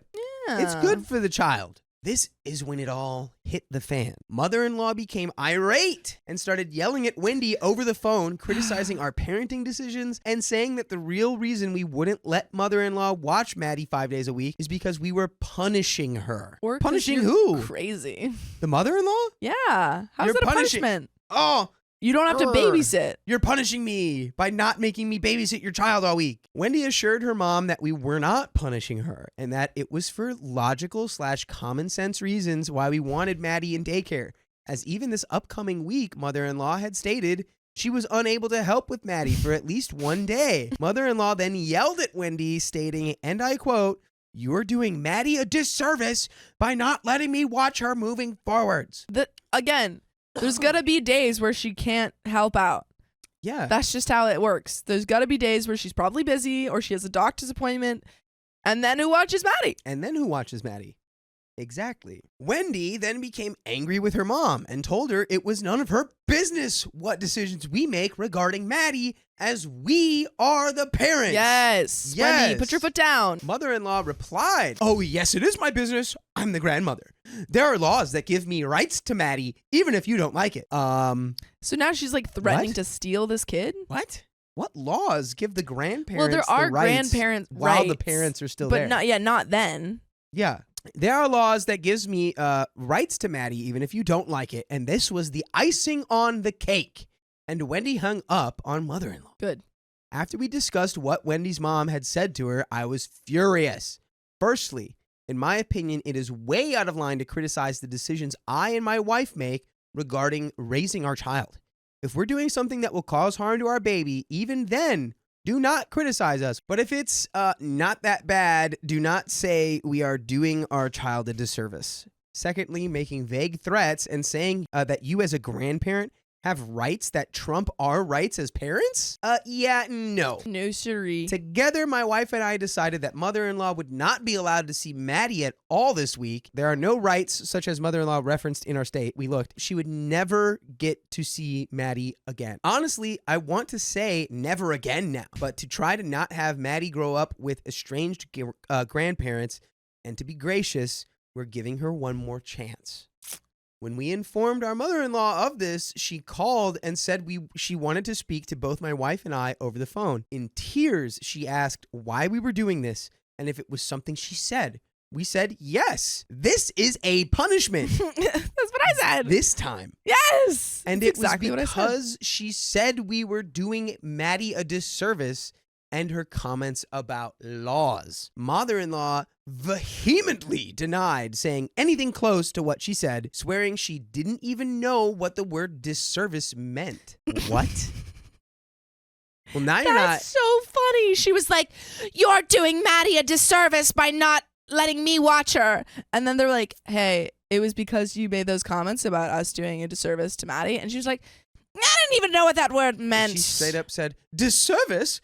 Well, I don't even know the meaning of the word. I've never even heard about that word before. What are you talking about? Preposterous. Me using a big word like disservice? Couldn't possibly. That would be a disservice to people with large vocabularies. Mm-hmm. She also said she hadn't mentioned laws or rights. Mother-in-law talked on the phone for over an hour, swearing she didn't say any of what we said she said, and that either we misunderstood her earlier comments or we misheard her. Or she's like, or maybe I didn't know what I was saying. Yeah, maybe I blacked out. I'm just a baby. I'm just a baby. I don't know anything. I'm just a little baby. I don't know nothing. We neither misheard nor misunderstood her. Even now, days later, mother-in-law swears that she didn't say anything negative and is telling people that she only offered to watch Maddie, and we flew off the handle at her. Just out of nowhere. Completely out of left field. Oh, man. I don't even know the meaning of what's left field. Left I don't even know field? what that means. Oh, boy. At this point, the mother-in-law is either A, pathological liar, or B, has a serious and undiagnosed mental health issue. Growing up, Wendy thought her mom might be bipolar due to her extreme mood swings, and unprompted by Wendy, I have also made that observation to my wife before. In both of these scenarios, we do not want mother-in-law watching Maddie alone anymore, and we are seeing if we can get Maddie enrolled in daycare on Thursdays and Fridays in addition to Monday through Wednesday. Are these measures too drastic? Is threatening limited no contact too much? My wife and I are sick of her comments and manipulation, but we are wondering if we are the a-holes in this specific situation, and there is an edit. No, you guys are not the a-holes. That's your kid. She was being a crazy lady. Yeah. And she was disrespecting your parenting. And also, it wasn't even like you did anything to begin with. You were just saying, oh, no, we don't need you to babysit this week. She's going to keep going to daycare. And then she got all freaked out about it. And you're like, okay, well, now you're never going to babysit our kid. It had to have come from an emotional place. It's just like, my She's like, child. why, you're doing a disservice. They're growing up too fast. I want her to love me more, and I'm going to make her good. And I've been trying to get her to call me mama. Yeah. I've been trying to get her to want call a me child, mother. please. So, here comes an edit. Woo. This got more replies than I thought. Thank you to everyone who took the time to read and offer advice. My wife and I talked again this morning, and it looks like we've got a few hard decisions to make. First of all, by not allowing mother-in-law to watch Maddie unsupervised at all moving forwards. This isn't easy for either of us, especially for Wendy. However, we could never forgive ourselves if something happened to Maddie. So mother-in-law won't be a childcare option anymore. I feel pathetic, cowardly, and like I'm a failure of a father for ever allowing mother-in-law to watch Maddie in the first place. I don't think you No, did it was the anything wrong. grandparent. I mean, yeah, I would hope. Usually people hope that you can trust Yeah. a grandparent or your parents enough to watch your kids. And not that, I think it's a good decision to not let her watch them in the future, but nothing happened. Yeah. So it's not like you have anything to be guilty about there. I cannot blame Wendy for not saying no, as mother-in-law is her mom, whom she loves, even if she was emotionally or mentally abusive towards her. And she doesn't want to think the worst of her. But as Maddie's dad, I should have stepped up. Better late than never, I guess. And by the way, it is never too late to join us, except for when it is, when we are live on YouTube every weekday at 3 p.m. PST. But if you miss Just us one tap day, our profile. you can just join the next. And you know what? It really never is too long because you can just like watch the stream after You it can go finishes. back, Yeah, yeah. you can watch the stream. It wouldn't be live, but you could go back. So, yes, I think you're totally not in You're the fine. wrong for this. I think you made all of the correct decisions. I think your baby's fine, and your baby will be fine. Your baby's gonna thrive. Your baby's gonna Super- thrive. Your baby's super gonna thrivey. become the ruler of the world. Social butterfly. Mm-hmm. Or that. Just let's leave it at social butterfly. A couple other things to add that were brought up in the comments. Maddie's daycare does not allow anyone aside from the parents who signed the enrollment forms to pick up children unless they're given a written permission. And the parents need to communicate this ahead of time. We do not live in a jurisdiction where grandparents' rights are a thing. The only thing resembling grandparent rights or laws would be if a parent lost custody due to abuse/substance abuse or something similar. Basically, we would need to be put in prison for that to happen. We do have a will and they are not on it. This is the end. Woo! That is the final Yeah. note. Why would you want them on the will? I guess you should be, right? Maybe. A Not little unless they bit? took them off. I don't know. Who's to say? Who's to say? But you should definitely not have that lady watching your kid all the time No. because she seems a little. She's just very self-centered. Like, she yeah. wants to watch the kid for her own reasons, and because she thinks it's a punishment to not let her do it. And it's all about her, even when she should be taking care of a child. Yeah, she has the energy is like, I'm gonna make this kid perfect. Yeah. I'm gonna make this kid the best. The best Better kid, than you, Wendy. best kid in the biz. Best kid in the whole world. We're gonna make $1 million off of this little kid. Mhm. This kid is in my investment. My mother-in-law wanted to wear white on my wedding day. I let her, but now she's furious. She just wants to be the star. She's like, you gave me what I wanted and it wasn't enough. Me, male 33, and husband, also male 33, met 7 years ago, started dating after 3 years of knowing each other. We got married last year. We decided to have dinner with each side of our families separately and tell them the big news about our engagement. By the way, this comes from Mother Effort 5978 on the OK Storytime subreddit. So, dinner with my family went smoothly. On the other hand, dinner with his family was a stressful event after we shared our news with them. At first, his parents and sister were thrilled and really happy for us. Then wanted to know details about what we're planning to do for the ceremony. We shared that it still hasn't been discussed because we just got engaged. Mother-in-law declared that she'll be wearing white to the event, not even calling it a wedding. I asked if she was serious and why on earth she would come to a wedding in white. She then replied that it's not a real wedding since we're both men and there's no bride to wear a white dress. Oh, it's homophobia. Oh, that's why. She's like, if there's no bride, I'm the bride. That's how it works. There's got to be someone. Someone's got to be the bride here. Oh. One of them could wear a white suit. Yeah. Why would you wear a white dress? Right. Regardless of whether or not they wear white or not. Well, like, Right. people are going to think that you're marrying your son. Yeah, exactly. Like, what? Why? I was absolutely raging about that statement and lost my cool for a bit. I call her rude and disrespectful for saying it's not a real wedding, and me and her son are getting wed. I ended up saying that if she comes wearing white, she will not be welcomed at all. My husband tried to calm me down, and we left. A day later, I called her to apologize for my behavior and said she's welcome to our wedding and asked her not to wear white because we are getting married even if we are both men. She did not apologize for her part in the situation, but said fine. She will not come to the wedding wearing a white dress. Going forward 2 months, his sister called me saying that the mother bought a white dress. No. At least his sister's on his side. You've got a little spy in the ranks. I was angry and brought it up to my soon-to-be husband. He didn't want to make this a big deal. He'll support any decision I make, but would very much appreciate for me to compromise and still let her come because she's very important to him. I said that I need to think about it, and her behavior is very disappointing and disrespectful. I talked to one of my close friends, female 32, and she suggested that all of the guests will come in white so mother-in-law won't stand out. Genius idea. Honestly, yeah, that's pretty smart. That's so smart. I want to know if like OP and his fiance are going to come in like colors and stuff. Ooh. I feel like that's a really fun concept of everyone wearing white and you're the yeah. the bright Honestly, color. that would be fun. Maybe I'll wear green to my wedding and everyone else just wear white. Ooh.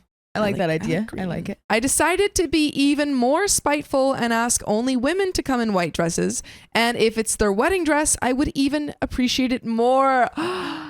This is so petty and I love it. I love it. We set invitations to the wedding addressing the white dresses, talked to relatives and people who might talk to the mother-in-law and asked them not to bring it up in front of her, and she got a different wedding invitation. I really relying on everyone keeping that on the down low. And apparently I guess they did. Right. That's like a master plan. Master plan really requires a lot of secrecy that I would not like. If this was my family, it would not work. Right. Like it's like a surprise party like times 100. Yeah. This is Just really for one person. It's not even about them. It's not even their party. No. Day of the wedding comes. She came in a white dress. I welcome her with open arms and said, I think I've seen other guests wearing white. She looked puzzled, entered the venue and starts looking around. She was shocked and became even whiter than her dress. Almost every woman in our wedding wore white. Shout out to those women. My goodness. She was mad and pouting the whole evening. I was happy not only to marry the love of my life, but also not letting crazy people get their way. That was part 1 of my revenge. There's more. What? Oh my goodness. I was happy to end it there, but my sister-in-law had other plans for her mother. Part 2 to come soon, since this is already long. And there is an update. But what do you think? My goodness. Is this petty? Is this justified? Because I have thoughts. Mm-hmm. What are your thoughts? I think it's petty, but like I'm kind of here for it. I am also here for it. I think that's so fun. Like, because it's not important for her to wear white at all. I don't know why she like made it so important for her to wear white. So it's like, just have everyone wear white. I mean, what a great idea, mother-in-law. Yes. Like, and you play it off. You're like, oh no, you like, I thought that was, at first I was like, oh, I didn't want you to wear white. But then I thought about it and I was like, wow. Yeah. That's a brilliant idea. Exactly. And it's all thanks to you, mother-in-law. Yeah. Yeah. Thank you so much.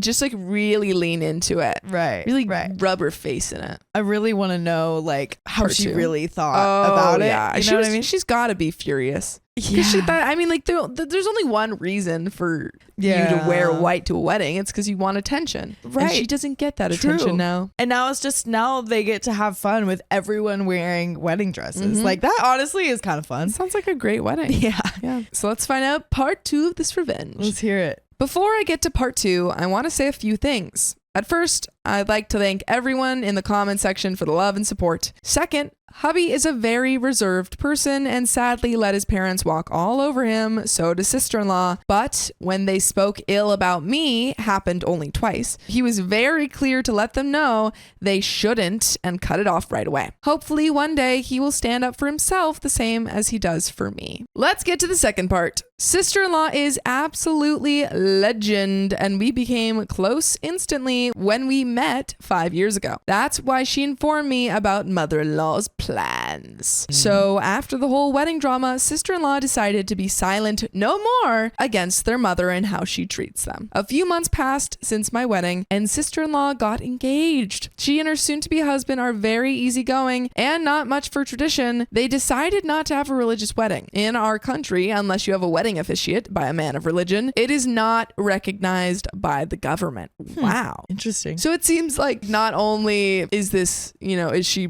being homophobic, but also the government is kind of backing her homophobia up. She's like, it's not just me. So gays can't get married and non-religions also can't. Only if the ceremony is held in another country would it be recognizable. After mother-in-law found out the wedding is not going to be held in a traditional setting and no man of religion is going to be involved, she again said it's not a real wedding. Oh my goodness. Boo. Shut up, mother-in-law. We don't like you. Sister-in-law finally decided to stand up for herself. After mother-in-law said what she said, sister-in-law informed me that she's had it with her mother and wants to take revenge for her behavior in our wedding and their entire life. After consulting with her soon-to-be husband, they want me and hubby to be involved in the ceremony, escorting them while wearing white dresses. What? I love that. I think everyone needs to wear white dresses. Everyone's just like ganging up on her. Yeah, they're like, But oh, in you white really wanted to wear dresses." white dresses? Well, here we are. Everyone's wearing white dresses. Yeah. I was happy that she was finally going to stand up for herself and asked if she and her husband were absolutely sure they want their wedding to have 2 guys wearing dresses. She said it was her wish and would very much appreciate me if I did it. She is no longer going to hold herself back just to make their parents happy. I myself, what you can call a very much flamboyant person, so I didn't mind wearing a dress. Hubby is, as said in the beginning of this post, very reserved and doesn't like attention. He doesn't want to wear a dress, but was willing to come in a white suit and walk his sister down the aisle. We agreed that his sister's wishes for her wedding are important and would do our best to make them come true, but we decided we would both wear matching suits in white. Since she got pregnant, they wanted to have the wedding ASAP. 2 months after the engagement, the wedding took place. Mother-in-law and father-in-law were asked to sit with the rest of the crowd during the ceremony. Her husband's parents walked him by the aisle. I didn't see mother-in-law or father-in-law because I was backstage preparing to walk sister-in-law down the aisle, but I was sure they were pissed. And you'll never be pissed if you join us live every weekday at 3 p.m. PST on YouTube. Just tap our profile. That's right. Tap it. Tap it. Our turn to walk sister-in-law in. She wore a beautiful dress, all black as she wanted. Nice. Me and my hubby both on each side of her wearing white and looking fab. The look on their parents' face was absolutely the best thing I could ever imagine. I truly am happy for sister-in-law getting the wedding she wants and finally standing up for herself and her wishes while being as petty as one can. The wedding was last month and mother-in-law is still very mad at all of us, barely speaking to any of us. Father-in-law, while he isn't very happy, let it go as he does with everything and moved on. I wish I could share pics with you guys, but respect my hubby's wishes to remain anonymous. And that is the end of that story. Seems like everything worked out. Their whole life, Opie's fiance and sister just weren't standing up for themselves. Right. And finally, they had a reason to. They I had to really, protect. really love like the double revenge plot on the Yes. same person. Same person, same type of revenge. Yeah, and like for the same kind of reasons Yes. too. Like that's just Really rub it in her face. yeah, If that's she's super gonna, fun. Yeah, if she's gonna keep saying like, "Oh, it's not a real wedding," well, she's gonna keep getting served that revenge. Exactly. She's gonna get non-traditional weddings. Mm-hmm. That's And- the only wedding that she's gonna get to be invited to from now on. Exactly, for her family. But that is the end of that story. So we'll see you next time. next time. My mother-in-law is obsessed with my husband's exes. She just moved one in. Oh, I hope she did it on opposite day because that's the. What are you doing?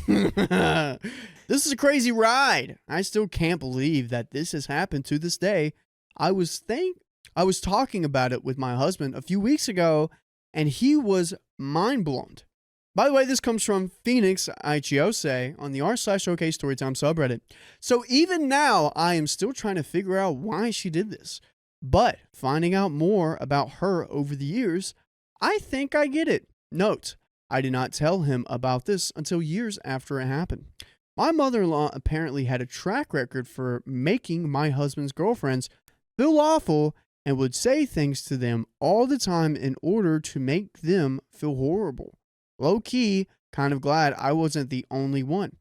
But I feel bad for the others because, woof, this woman is something else. I have had many stories about things she said to me and did that still blow my mind.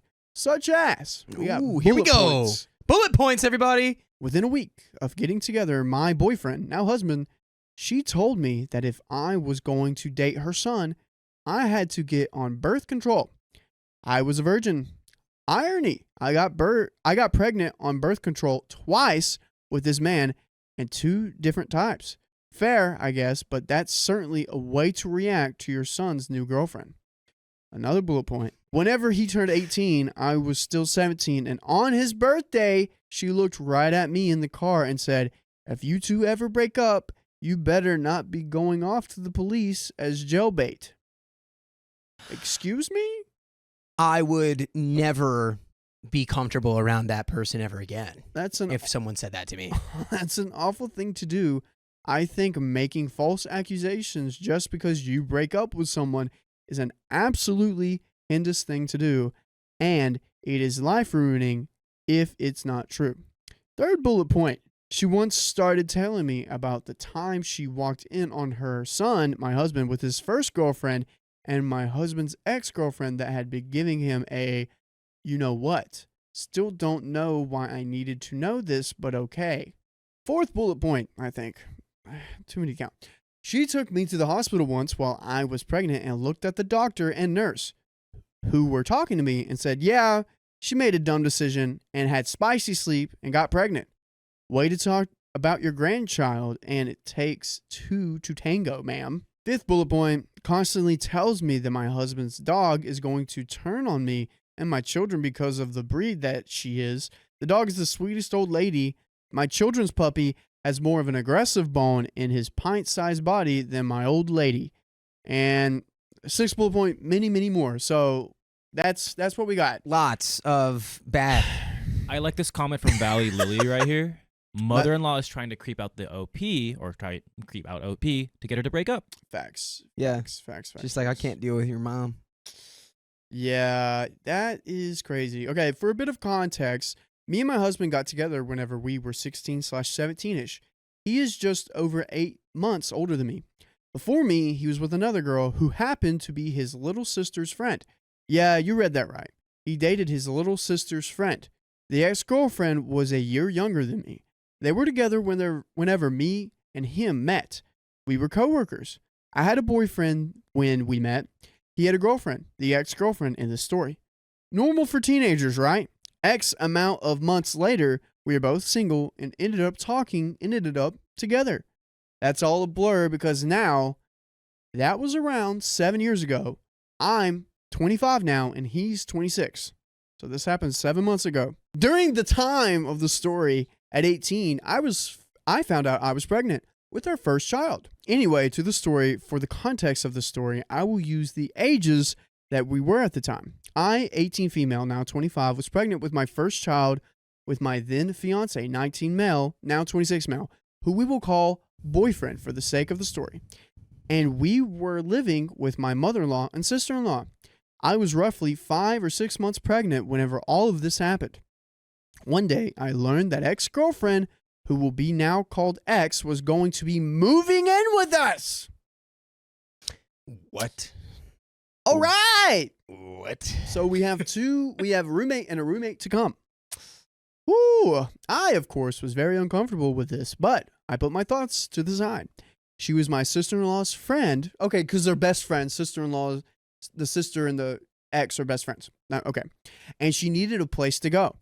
It wasn't my home, so I didn't have a say. The one rule that mother-in-law had for X in the house was, if you want to live here, you can't be sleeping around. He. Spoiler alert, she did. Well, I mean, like, it's a weird thing to say. Yeah. Look, I mean, it sounds like this doesn't have anything really to do with the boyfriend. It's like the sister is still friends with this girl. Yeah. And they're like, it's almost like a family friend at this point. Family friend. But it's really weird to have anyone be brought into your house and be like, look, one rule, you can't be sleeping around while you're sleeping here. Yeah, I mean, I understand not bringing people to the house and doing that, but like outside of the house, like, go. Well, yeah, don't bring strangers into my house is one thing, but like trying to dictate someone's love life. Do you guys think that maybe the mom is just, or mother-in-law is like stuck up on that one girl? Like she like really liked her and like that's the one that got away for her? I don't know. Oh yeah. There's something going on in that noodle. Something's going on. We'll see. But it made my radar go insano. Maybe I had been insecure at the time, or maybe it was just stupid pregnancy hormones. But I did tell boyfriend to please keep his distance and try to limit his interactions with her.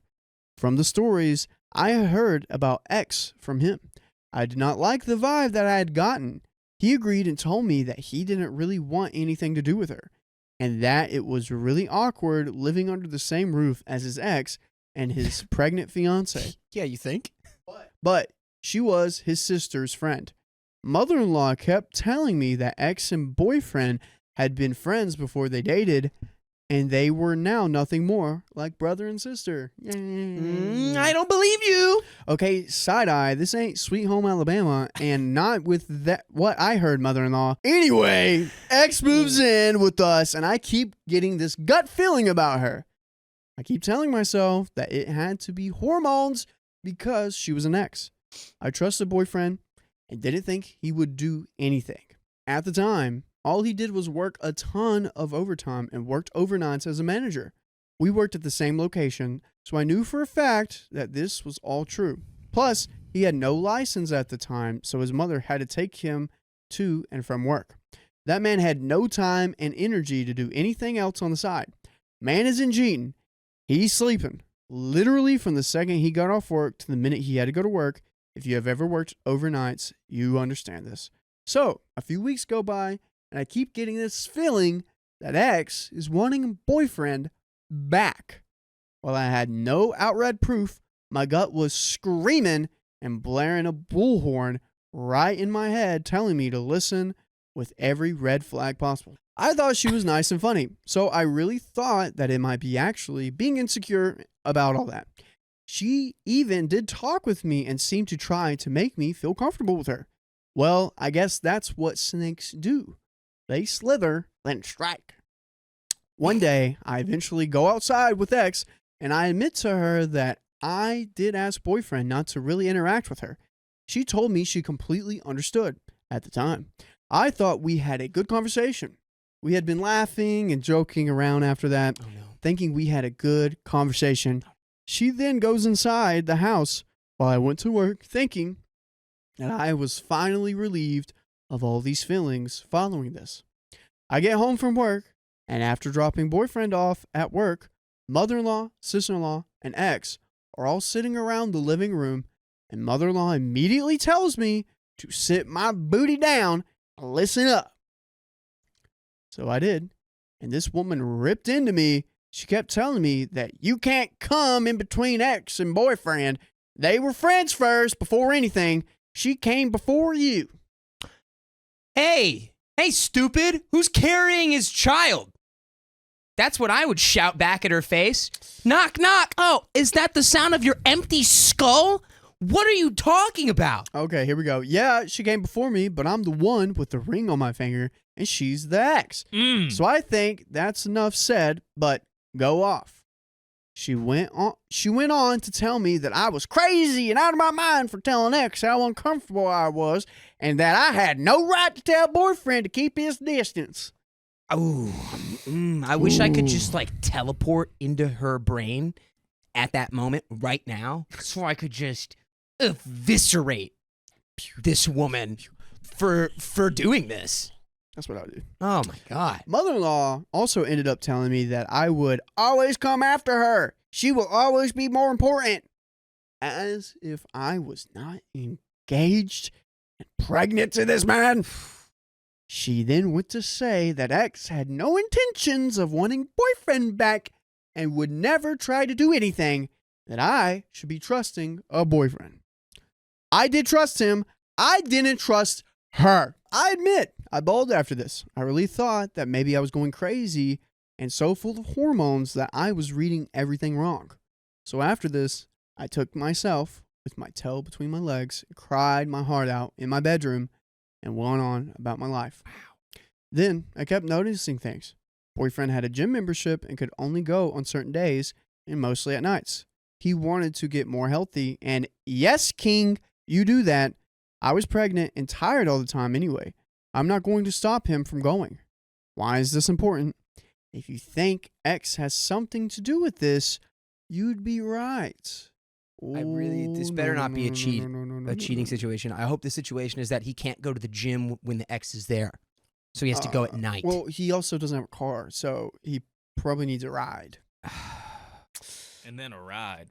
No, Keon. Keon. Let's go.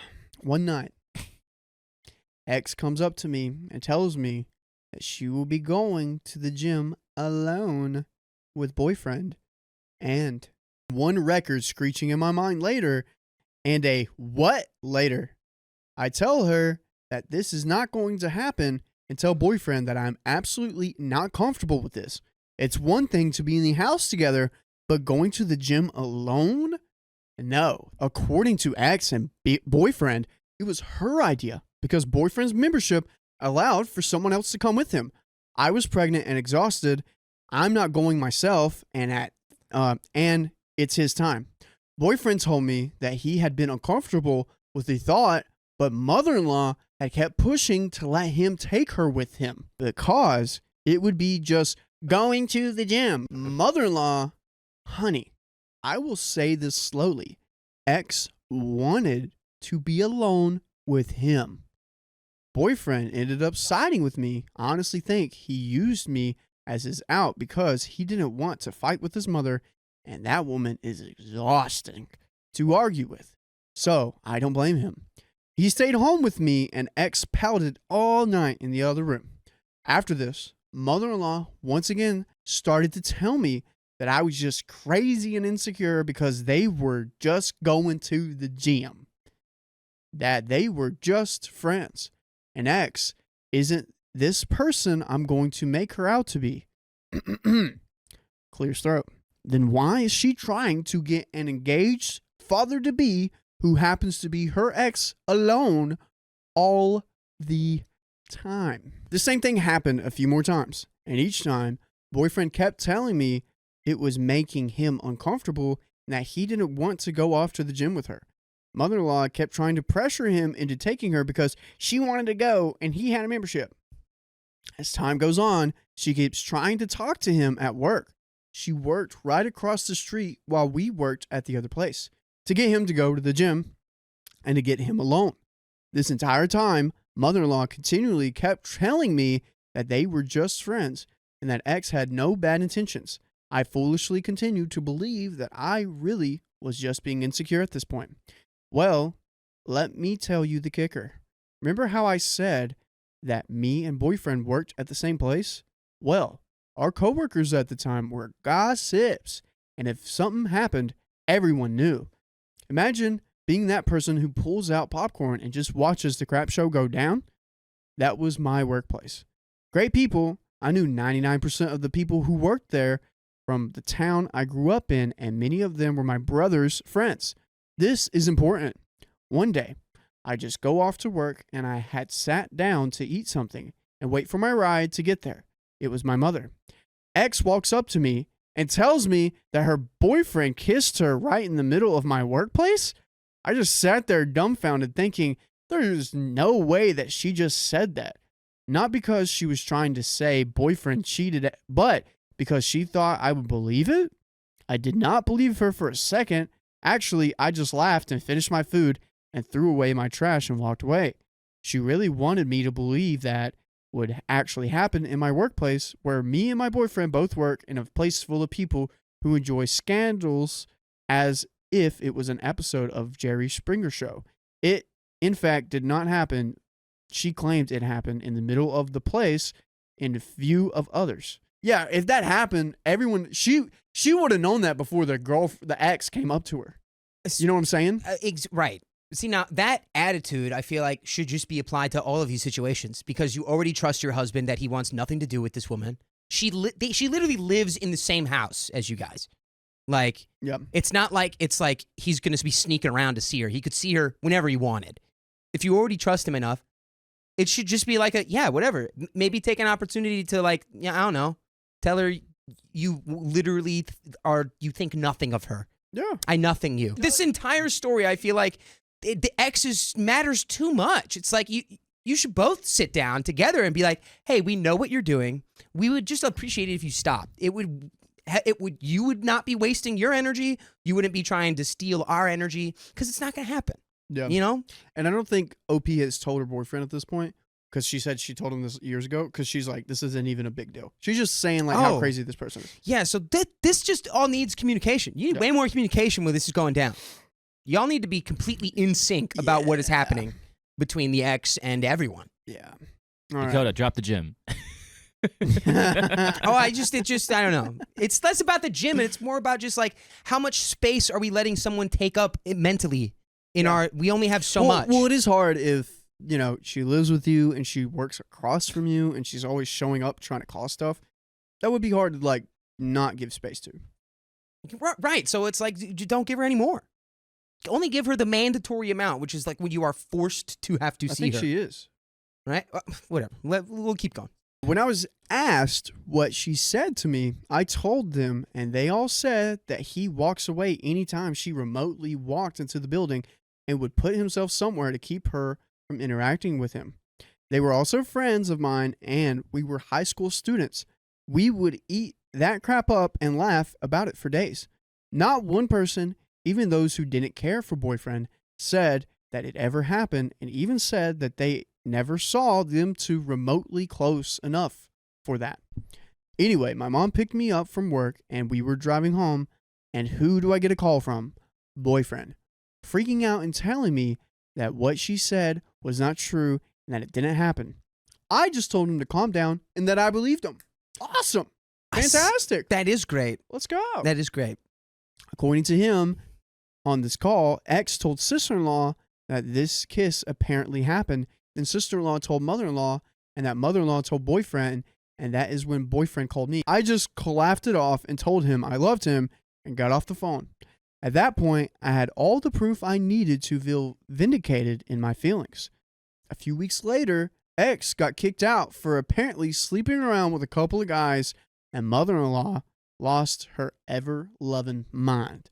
I gladly packed ex's stuff and took it to her in the parking lot of her job and gave her a little wave and a smirk as I walked away, rubbing my pregnant belly. By the way, you can join us on any of your favorite podcast platforms, Apple, Spotify, even Google Podcasts, and we have stories there. So check us out on our podcast platforms. If you want to read more, if you want to hear more stories just like this, Yep. all you got to do is search OK Storytime. And there's a little bit left here. Dude, that little rule we called as BS earlier came in clutch. We're like, you shouldn't say anything about people's sex lives. And then boom. That was awesome. It did. You know Came what? full circle. That was a full circle moment. I loved that rule earlier. I love it now. That's the only way to get that ex out of there. Because OP and the boyfriend couldn't kick her out. Yeah, exactly. It's like, you know, that was the other hard part, is that it wasn't their place. Like, that's why that was the nature of this whole situation, is that the mother-in-law was like, oh yeah, you can come live here, my son's ex-girlfriend. Like, don't worry about it. You're more of the sister now anyway. Daughter's best friend. Yeah, right. Yeah. You're practically relatives, but just letting you know you're not. But you're That's not, crazy. just in case you're wondering. But hopefully, I hope that girl got somewhere to stay. All right. No, mother-in-law never apologized for not believing me, but she had a lot of a few not so favorable or nice choice words to call ex after it was all said and done. So I think I was right in the end, but she will never admit that. I got to ride I Told You So train off of the Sunset, gave birth to a beautiful, healthy baby, and married the love of my life. 6 years later, I now have 2 children with this man, and we are living our best lives with very low to no contact with mother-in-law after more years of BS from this woman. And I couldn't be happier with my life. Sometimes you just got to cut people off. Let's go. What a great ending to that story. I love that. Glad That was you guys beautiful. don't have to deal with her antics Oh my gosh. anymore. You got 2 beautiful children. You've been together for 6 years. Yeah, Mwah. that is beautiful. I love What a that. little chef's kiss of an ending right there.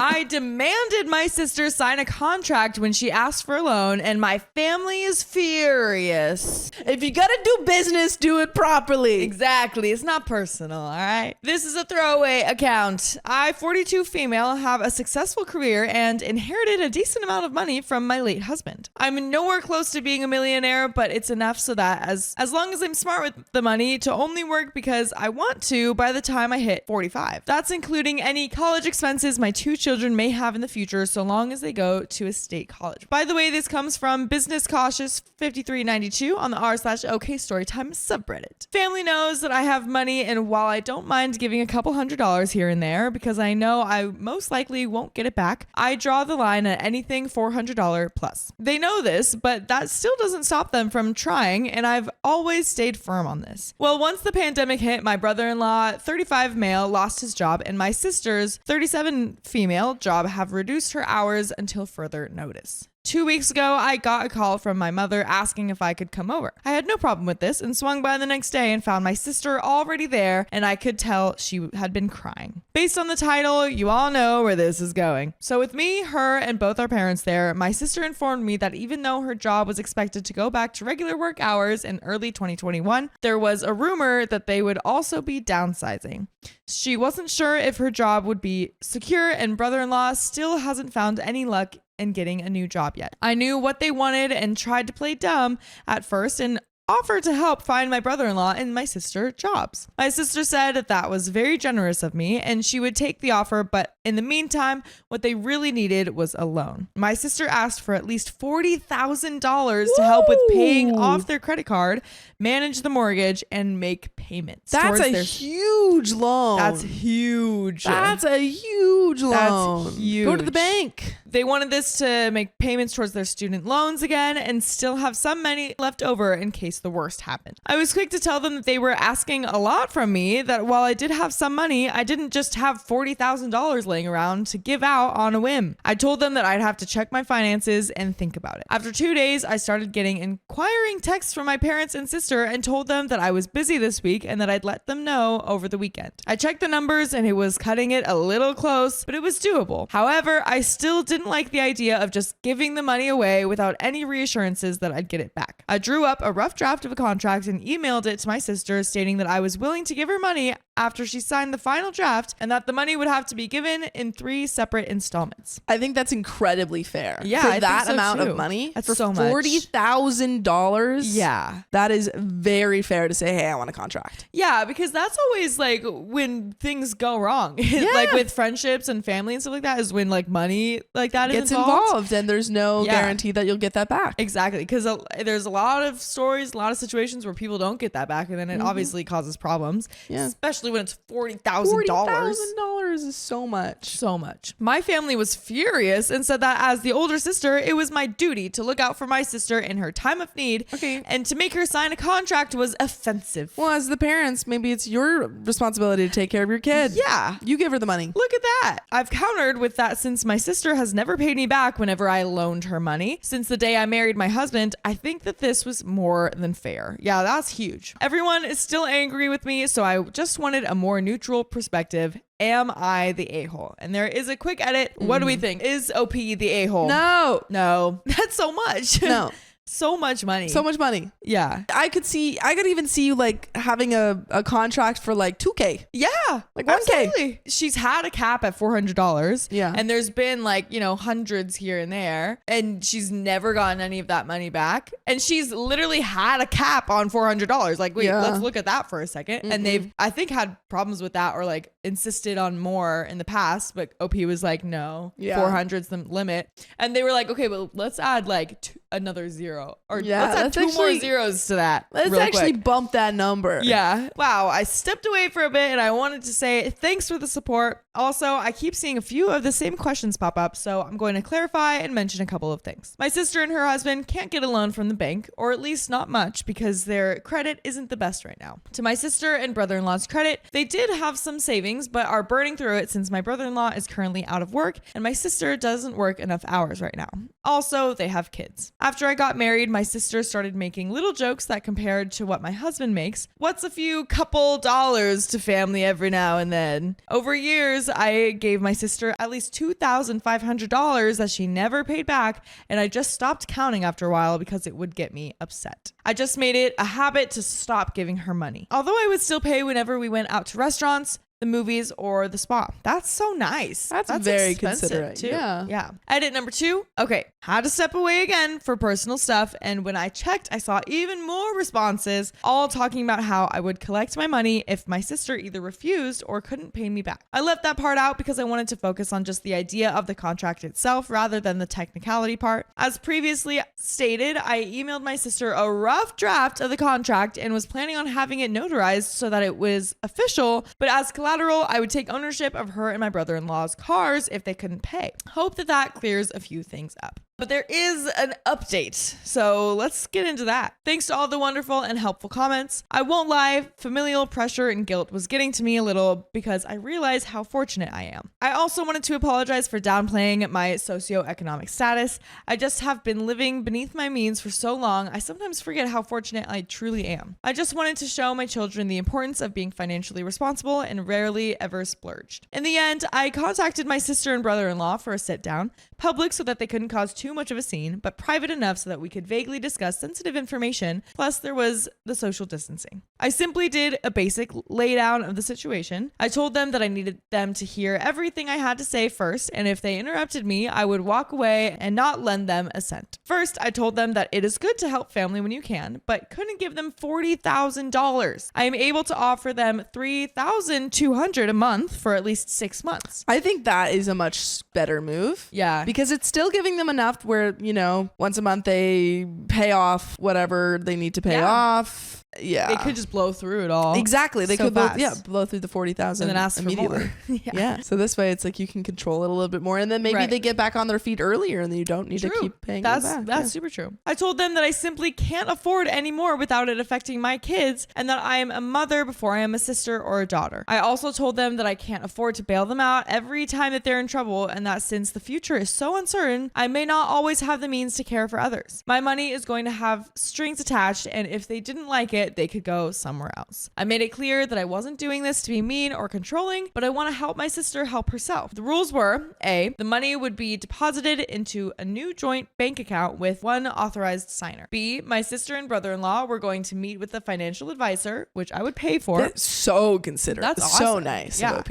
C, since neither of them are working, it doesn't make sense to have 2 cars, so I expect them to sell one of them, and then our parents can let my sister or brother-in-law use one of their cars when they needed it. D, before they can get the first payment, they will be having their meeting with the financial advisor, and I will be in the meeting just so I know that they went. I have made it very clear that this is the best that I could give them. They looked upset, but I told them that beggars can't be choosers. They said they'd think about it. I knew that my sister was going to cry to our parents, so I called them as soon as I got in the car and told them everything. I said I'm not changing my mind, and that if they feel my sister needs more than what I'm offering, they're more than happy to downsize and sell their own home or take out money from their own retirement and SSI, since family helps family. If there's an update, I'll put it here as an edit. And there's an edit for info. I keep seeing this, just so we're clear. The $3,200 a month is going to be a gift, and I told them that. I don't expect to ever see that money again. Whoa. But I'm never going to give my sister and brother-in-law another cent after this, and I'm prepared to go low contact, no contact with her over this. I know my parents will never go low contact or no contact with me because I'm their first choice when it comes to taking care of them when they get too old to take care of themselves. By the way, we'll always take care of you. You can listen to full episodes of stories just like this. Just go to Spotify, Apple Podcasts, or your favorite podcast app and search OK Storytime. Just search it up. We'll be there for you. Be right there. Edit for info number 2. I forgot to mention that I don't really want the sister and the brother-in-law to sell one of the cars. Okay, there we go. Okay, which is the only thing that I was like, I don't know. It's just my way of putting pressure on the brother-in-law to get a job, any job. He has a master's and was making, I think, around $75,000 at minimum, and now he wants a job in the same field making the same amount or more. If we weren't in a pandemic and he didn't have so much debt, I'd understand him wanting to hold out for something better, but right now you gotta do what you gotta do, and that's the end of it, actually. Literally my only qualm, and OP did, so She we're addressed chill. it. I think you're in the clear, OP. Yeah, absolutely. But I do, like, I love that she put, like, the financial advisor in And there. also offering That's to important. pay for the financial advisor Yeah. is really, really kind. Yeah, no, that's insane. Above and beyond. And then, like, talking about, like, downsizing and stuff, it's like, well, yeah, like, if this is an emergency and you don't have a job and you, like, are so desperate that you need to take $40,000 from someone, it's like, then you just figure out what you can do with your own stuff. Exactly. You know? It's like, maybe, unfortunately, maybe we can't live in the same big, like if they're living in a big house, maybe we can't live in that big house anymore. Or like maybe I'm just, guessing here, but like maybe they were spending money on like a club or something, you know, and like or maybe like a country club or subscriptions and subscription stuff. Like maybe you can't spend that money, or you can't go to the same grocery stores that or you're like going buy to. as many clothes you're getting. Like there's ways that you can cut down in your lifestyle. And maybe that doesn't get you all the way, Right. but it does. It's I think what OP is trying to show here is like, we need to be like if you show me that you're being careful with your finances, I will help. But that is the end of the story. My in-laws constantly overstep my boundaries. It's ruining my marriage. You know, just end the marriage. Make it a lot easier for everyone here. Sorry, your in-laws have determined your marriage is no longer valid. My husband, 33 male, is the oldest of 4 children and lived at home when we met and became engaged. The 3 younger siblings, 28 male, 25 male, and 21 female, all still live at home. We moved in together right before our wedding. My husband is my mother-in-law's favorite, her little baby. She will come up and run her hands through his hair and coo at him whenever she sees him. It makes my husband just as uncomfortable as it does everyone else in the room when she does it. Yeah, because he's a fully grown man. By the way, this comes from a deleted user, but if you want to submit your story, go on down to the r/OKStorytime subreddit and do it there. Do it. Before I go into details, I should explain the family dynamic a little more. My husband's family comes from a relatively well-off just outside of a major city. My father-in-law is very brash, opinionated, and doesn't shy away from confrontation and can be very rude because he's so blunt. Despite this, you can give him back whatever he gives to you. He welcomes your feedback about whatever he says. Most of the time, I don't have any problem firing back at him. My mother-in-law is the complete opposite. She's very passive-aggressive and plays dumb. She'll say things that are completely out of line, but in a sing-song voice while batting her eyes. When you call her out, she either acts like she doesn't know what you mean, is just trying to help, or completely ignores you. When she has a point that she wants to get across, she will repeat her thoughts over and over again until you have no choice but to tell her to shut up or just walk away from her. My husband is a cross between the two. When he is very adamant about something, he will tell me, but if he doesn't care or doesn't know, he'll let me run the show. He deals with his parents in very different ways. His dad, he almost never engages. He says it's because it's not worth it unless he really cares. And he basically just ignores his mother when she's on one of her rants. Most of the family ignores her until she blows up or starts cursing everyone out for taking advantage of her. It is really difficult to watch as his mom was the one that deserves most of the credit for raising all of them, although his dad takes most of the credit. During the wedding planning, my mother-in-law was kept at a distance from my husband, but also because of the distance. They lived 2.5 hours away from where I did and where the wedding was taking place. Despite the fact that we didn't include her in the planning, she found ways to assert herself. She would say things like, "You're gonna want the church," or limo, or videographer, and would go on to explain we would want it because she had it, and it was the best thing they ever did. Unfortunately, most of what she said we would want, we ended up with because we simply didn't want to fight or cause an issue. Hey, Mom, I am not a clone of you. Did anyone say that to her? I'm a clone of you. Really?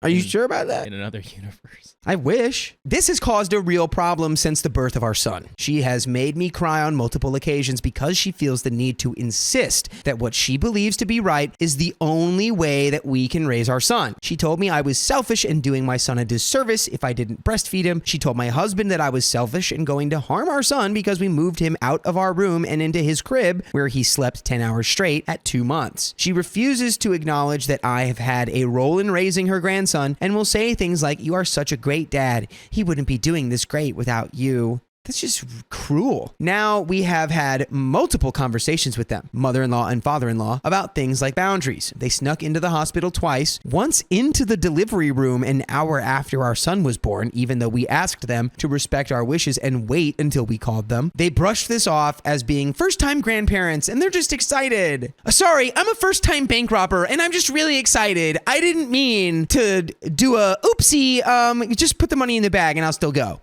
Oops. Thanks. It's like, what are we talking? That's not an excuse. Put the money in the bag, please. Respect people's boundaries, whatever context it is given to you in. What? They explained that they were just trying to figure out what they get a say in. Not much has changed since we've talked to them. I continue to get comments like, "You're trying to be perfect," or "You're going to want to use this." She tried to force my husband's christening suit on us, even though we already had one that someone had purchased for us. She asked if I wanted to use the bassinet that she had used when my husband was a child, and when I responded with "Thank you, but our house isn't big enough for all these different things, so we chose a pack and play that has a bassinet in it," it made her cry. Because you're so awful and you don't want to listen to her because she's the worst. Come on, Ma. The entitlement here is so disgusting. Like, what do you want? What is your desire here? To be the mom, I guess. I didn't realize that these meant so much to her, as neither my husband or I were ever told until we said no, and she started complaining to everyone else in the family. We then got a phone call from my father-in-law chastising us and telling us that we were dashing her dreams about her grandchild. She will only take the baby away from me or her daughter. When the men in her family are holding them, she'll just stand around them and comment on things like how much he looks like her son and that she doesn't see any resemblance to me and that he is exactly like her son was at this age. She will blatantly ignore my directives on our parenting choices and has put him on his stomach to sleep, even though we've repeatedly asked her not to, which is crazy because it's very clear you don't do that.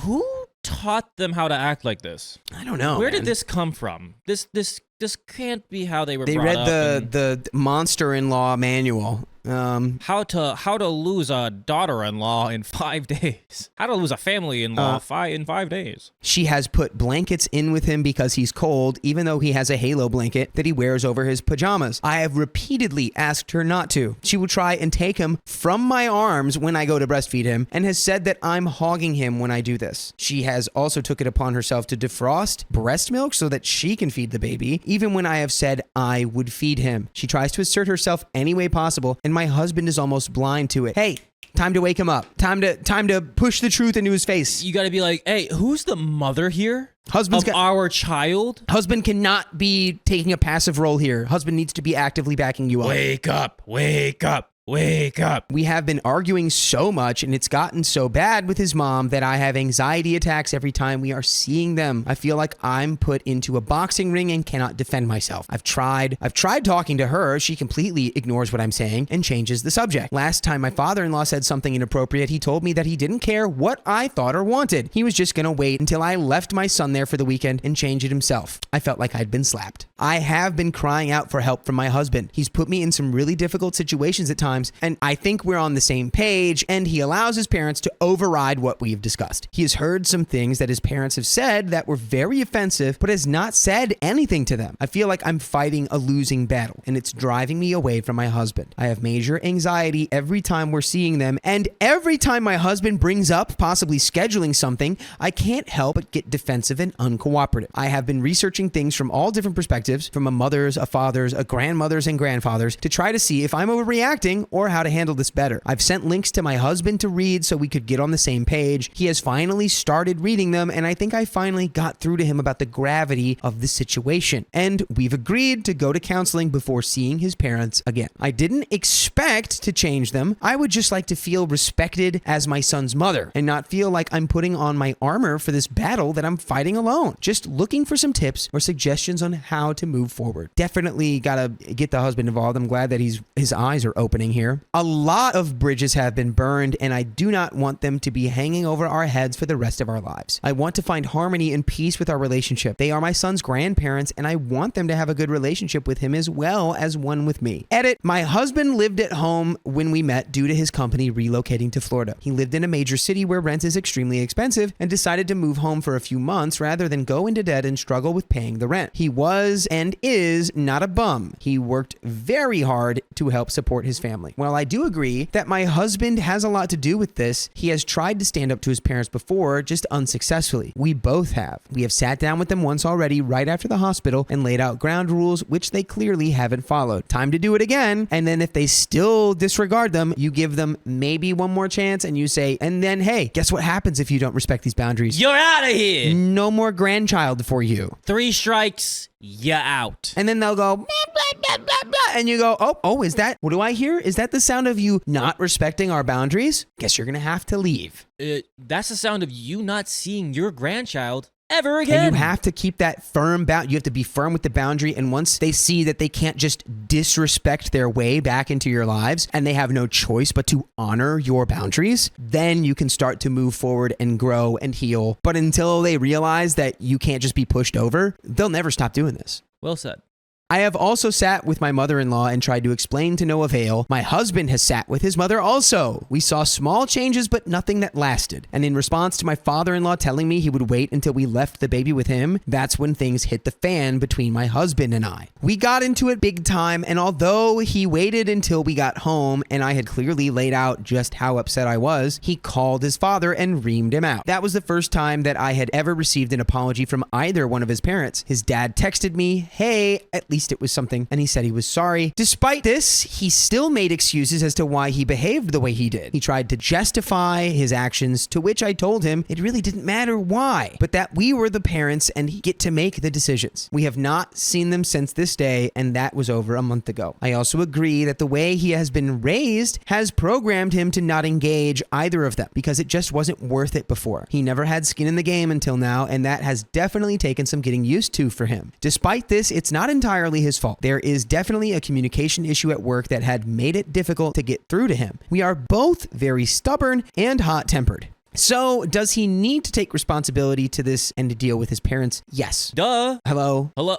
Don't. Yes. Yeah. No, this is your husband and the father of your child. Time to be a big man. Time to be a big boy. OP says, though, but both of us do need to work on our communication. We also do not see them more than once a month, if that. I have been pushing back and avoiding them as much as I can. These issues and things have been happening on the very infrequent times that we actually do spend with them. That's why I feel so beat up. It's never just one comment while we're there, but multiple that just seem to never end. And we have an update, folks. Oh, get into it. Yeah, I think we've already spoken our piece. These people need to, you need to set boundaries and have it be known that they will be respected or else. Yeah, communicate it, and you already have, but set the boundaries. Have your husband actually on the same page as you are, and actually stick up for you and your family. It's update time. First, thank you all so much for the support and the help. Never did I think a group of internet strangers would help give me the strength I needed to help try and save my marriage as well as stand up for myself and my son. For whatever reason, despite typically being pushy, stubborn, and hot-headed, I had a hard time accepting that I was correct in feeling disrespected, and I sincerely appreciate the fact that you all were able to make me see that I had every right to feel that way. The support that I received has really opened my eyes to the fact that I have every right as my son's mother to tell his parents to stick it where the sun don't shine, that I don't need to be polite if they are not, and that ultimately I don't need to please my in-laws and succumb to their every whim. I feel more confident now in my understanding that my mama bear instincts are there for a reason and shouldn't be ignored, and they won't be anymore. I will still try and talk to them politely, but have no problem getting nasty or walking out if need be. My husband and I have talked at length about this situation, and I feel like we have already started communicating better simply because I am able to get across my frustrations and feelings more accurately. We are still going to go to therapy and have agreed to wait until after we have a couple sessions under our belt before we even schedule anything with his parents again. Very nice. The first time we see them, we have decided to meet with them alone in a neutral place to lay everything out on the table. I already feel much more optimistic and much less hopeless that we can get through this situation together. Unfortunately, I do not think his parents will ever change, but as long as we can set out some boundaries and consequences, I know my husband has my back. I'm willing to give them the benefit of the doubt that their driving love for their grandson will trump any issues they have with me, and that they will eventually learn to behave. My husband and I have agreed to get up and leave if they continue to act the way that they have been. But you know what? At some point, we're going to get up and leave, and this is going to be over, but you know what? You can keep listening to full episodes with stories like this. All you got to do is go to Spotify or Apple Podcasts or wherever you get your podcasts from and search OK Storytime. And there you will find the entire catalog. Anyway, so I think we've already made it clear exactly what needs to happen. It seems like, guess what? It looks like it's going in the direction that we kind of said and kind of called out. Yeah. Like, great, good. Husbands on the same basis, and you guys are to work together on, your couple's therapy. Great. Now comes the big part of trying to get it through to his parents. And we're going to see how that goes, hopefully, in this update. If not, hopefully it goes at least one of two ways. But I'm glad that they've made peace with the idea, like, they might not ever get better. We're hoping that there's one avenue for them to change, but they might not. So it's good to be prepared for that. Okay, let's finish this story. My husband has also started to realize that a lot of this is his doing in how he reacted to the situations. Exactly. He was so passive. He let all this snowball out of control. You should have put a stop to this immediately. Better late than never, I guess. But yeah. Stressful. He said to me last night that he finally understands the awkward power struggle he unintentionally put me in by giving in to his mother's whining and manipulations, and how his father should not be able to say the things he does without consequence. Exactly. I obviously know that a lot more work has to be done, but just knowing that my husband is starting to open his eyes to the gravity of this situation and that our family is on the line if we can't figure this out together makes a lot of difference. I will keep you posted as we move forward, and again, thank you all so much which I made some edits to my original post in an effort to clarify some misconceptions that seem to be going around as well. And that is the end of that story. And I think the important thing there is that together they are able to conquer the mountain that is the in-laws. My mother-in-law refers to herself as mommy to my 3-month-old. It's made me uncomfortable. Oh, well, that's literally not you, though. That's like, I'm the mom. You've got your Hi. own title. My daughter is just over 3 months old. Occasionally, my mother-in-law watches her when I have things to do or need a break. Lately, she's been calling herself mommy when talking to my daughter. She does it in front of me and my husband at least once, and sometimes more, every time she visits now. And she always brushes it off like, whoops the doodles, I'm so used to being mommy, so I call myself that. Ha ha. But today she gave me a reason to doubt that. I would be like, okay, well, correct yourself. By the way, this comes from Bartle Queen 1755. And if you want to submit your own stories, go to r/Okie Storytime subreddit. So I called her over to come watch the baby while I took care of a house project that concerned chemicals. I took a shower afterwards because chemicals. I went downstairs to grab some fresh clothing out of the dryer when I heard my mother-in-law talking to my baby in the other room. And she called herself mommy 4 times in a 3-minute conversation. Do you want mommy to play with you? Are you having fun with mommy? Are you being a good girl for mommy? And mommy loves you. Yes, I do. She didn't know I was there, and she didn't even try to correct herself. I asked my husband to help me navigate this situation because it's super weird and frankly, I think unhealthy for my mother-in-law to be playing out this fantasy delusion. Yeah, no, this is like mental illness type territory. Very, very Or strange. like Something's wrong. complex. Yeah. There's a complex here where she needs to be the mom. He said to me, if it really bothers you that much, we can say something next time we hear her do it. No. Say now. What do you mean if it really bothers you? Nah, Go it's- talk to your mom and say, hey, you've been doing this. Stop I it. think she's got like extreme baby fever or Yeah, something. where this it's is not okay. Which makes me wonder if I'm making a bigger deal out of this than it should be, but it feels like a big effing deal. Am I overreacting? No. No. Nope. Your mother-in-law is not that baby's mom. You are the Yeah. mom. And don't let anyone tell you that you are overreacting. Comments. Comment 1 says, you are correct. You are mommy. Ask your mother-in-law what she wants your baby to call her. Is she okay with grandma or nana? What would she like? Then start using it and insist that grandma does too. OP says, this is a winning approach. Yes. Give this. Oh, no. I'm not sure. I think this is another comment. Give this woman a special name all on her own. Pin that special name to her with an affectionate determination that leaves the woman in no doubt that her relationship with your child is not mommy. Melt it away. That's your approach. Comment 2 says, it's time to stop mother-in-law from being alone with your daughter. Also, find a different babysitter and start lessening the time she spends with baby. Might be time to look into some kind of daycare/paid babysitter a couple times a week. Tell mother-in-law you're trying to socialize baby or whatever, but definitely stop giving mother-in-law so much time. She's going to be the very type to scream grandparents' rights when she doesn't get what she wants. Might as well not let baby build up too much of a relationship with mother-in-law, and there is an update. We may have got a resolution to the problem in a roundabout way. Mother-in-law hasn't spoken to us since the morning, though, so we will have to see how this dust winds up settling. Sorry, this update has wound up really long. We had my mother-in-law over for 4th of July. We made plans a while ago for me to cook dinner for the holiday. I spoke with my husband the day before and let him know that I wasn't pleased with mother-in-law stomping all over the parenting boundaries, including but not limited to the mommy problem. I brought up many points that you all gave me, so thank you everyone who commented. I had let him know that I was planning to say something while she was with us, and I was on high alert for most of the day. There's some necessary backstory before I get into what went down. We have a rule for our mother-in-law concerning our daughter. Mother-in-law is not allowed to take pictures of the baby on her phone. We also don't send pictures of the baby to her phone through texts or emails.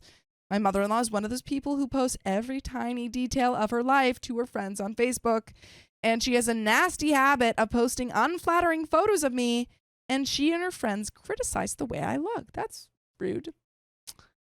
That's not cool. Yeah, agreed. She also uses big moments in my life to get attention from her friends and family. She really is addicted to the adoration.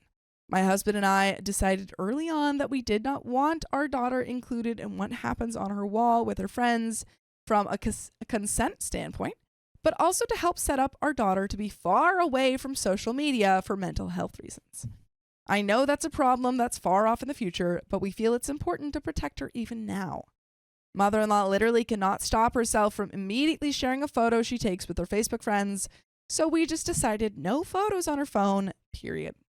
We even bought a really high-end camera for ourselves that we allow her to use, which prevents her from sharing but still allows her to take pictures. For the record, we have provided her a photo album with physical copies of baby pictures, and we add to it all the time. Anyway, yesterday, mother-in-law decided to break the rule. The camera was within reach for her to use, and she deliberately chose the phone instead. She thought she was being sneaky and tried to look like she was texting, but started snapping pictures of our daughter. I happened to be looking over her shoulder, and I caught her red-handed. I asked her to stop taking pictures and delete the ones she had already taken. She told me that the pictures were just for her to have on her phone, but I saw her start clicking on the share buttons, and she scrolled over to her Facebook icon. Just like blatantly. She's like, no, they're for the phone. Hold on. The equivalent of Yeah. like the toddler with cookies in their mouth. She's like, being I'm not like, eating no, them. I'm No." not eating that. She suddenly realized that I was still looking at her phone while she was doing it, so she backed out of everything and locked her phone screen. I called her out and said, you were literally about to share the picture. I watched you almost do it. And she went off. She started yelling that she sees my husband take pictures of the baby all the time on his phone. That it's not fair that she can't take pictures on her phone and that we were being hypocrites. Well, see, I would say it's funny because my husband has different behavior than you. See how he doesn't go posting everything that he takes? My husband at that point stepped in and qualified that he, as the baby's father, has different rules where he can take pictures on his phone. She started whining and called herself an equal partner who can take pictures of the baby if she wants to, and again called us hypocrites. I told her very specifically that she is in fact not an equal partner and needs to abide by our rules.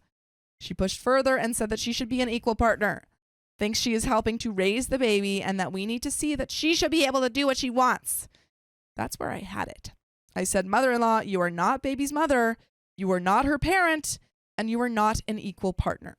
You are her grandmother, and that means you will follow our rules because we are her parents, and what we say goes. She started laughing at me, very derisive kind of laughing. Just like that. Just identical. But I just picked up my daughter, said, you're laughing like it's a joke, but it's not, and walked out of the room. The night ended pretty poorly. This morning, mother-in-law called us to invite us out to brunch. My husband thought that maybe she wanted to extend an olive branch and make amends, so we took her up on the offer. Brunch went well enough. We were all seemingly getting along. But then, as we were finishing up, mother-in-law brought up that she could take some great photos the night before and couldn't wait to share them with her friends. You went all the way to the finish line, and then you fumbled like Mark Andrews. It's a football reference for all my football people. That was a real hot one. That was a hot topic. That was current events style reference right there. I don't get it, but Yeah. I understand the message behind it. My football fans out there will be like, ding it, especially if they're Baltimore fans. Yup. Yeah, no. All of my empathy for the mom is gone. All right? I no longer, don't you do the kid gloves. Don't even be nice. Nope. Tell her to, Get out. Take a hike. My husband didn't miss a beat. He said mother-in-law's name. Why are you still trying to buck against my rules?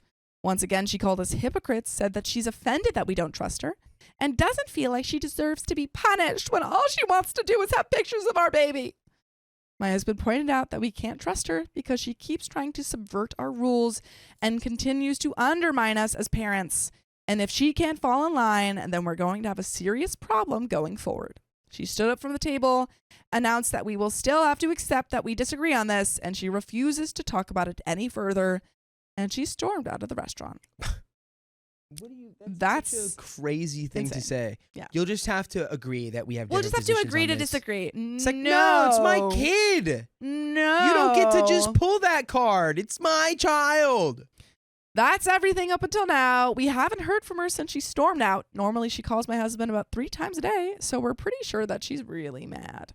My husband and I discussed how we're going to go forward from this, and we are resolute that if she cannot figure out how to stay out of parenting our baby, then she simply won't see the baby at all. Big facts. But you can always see us, or at least hear us, if you go listen to full episodes with stories like this. Just go to Spotify, Apple Podcasts, or your favorite podcast app and search up OK Storytime. That's right. But there is a little bit left, but I think that is the correct decision. She Yes. cannot see the baby if she cannot listen to your rules surrounding the baby. Right. She's got no respect. Yeah. For Yeah. your autonomy as parents. Yep.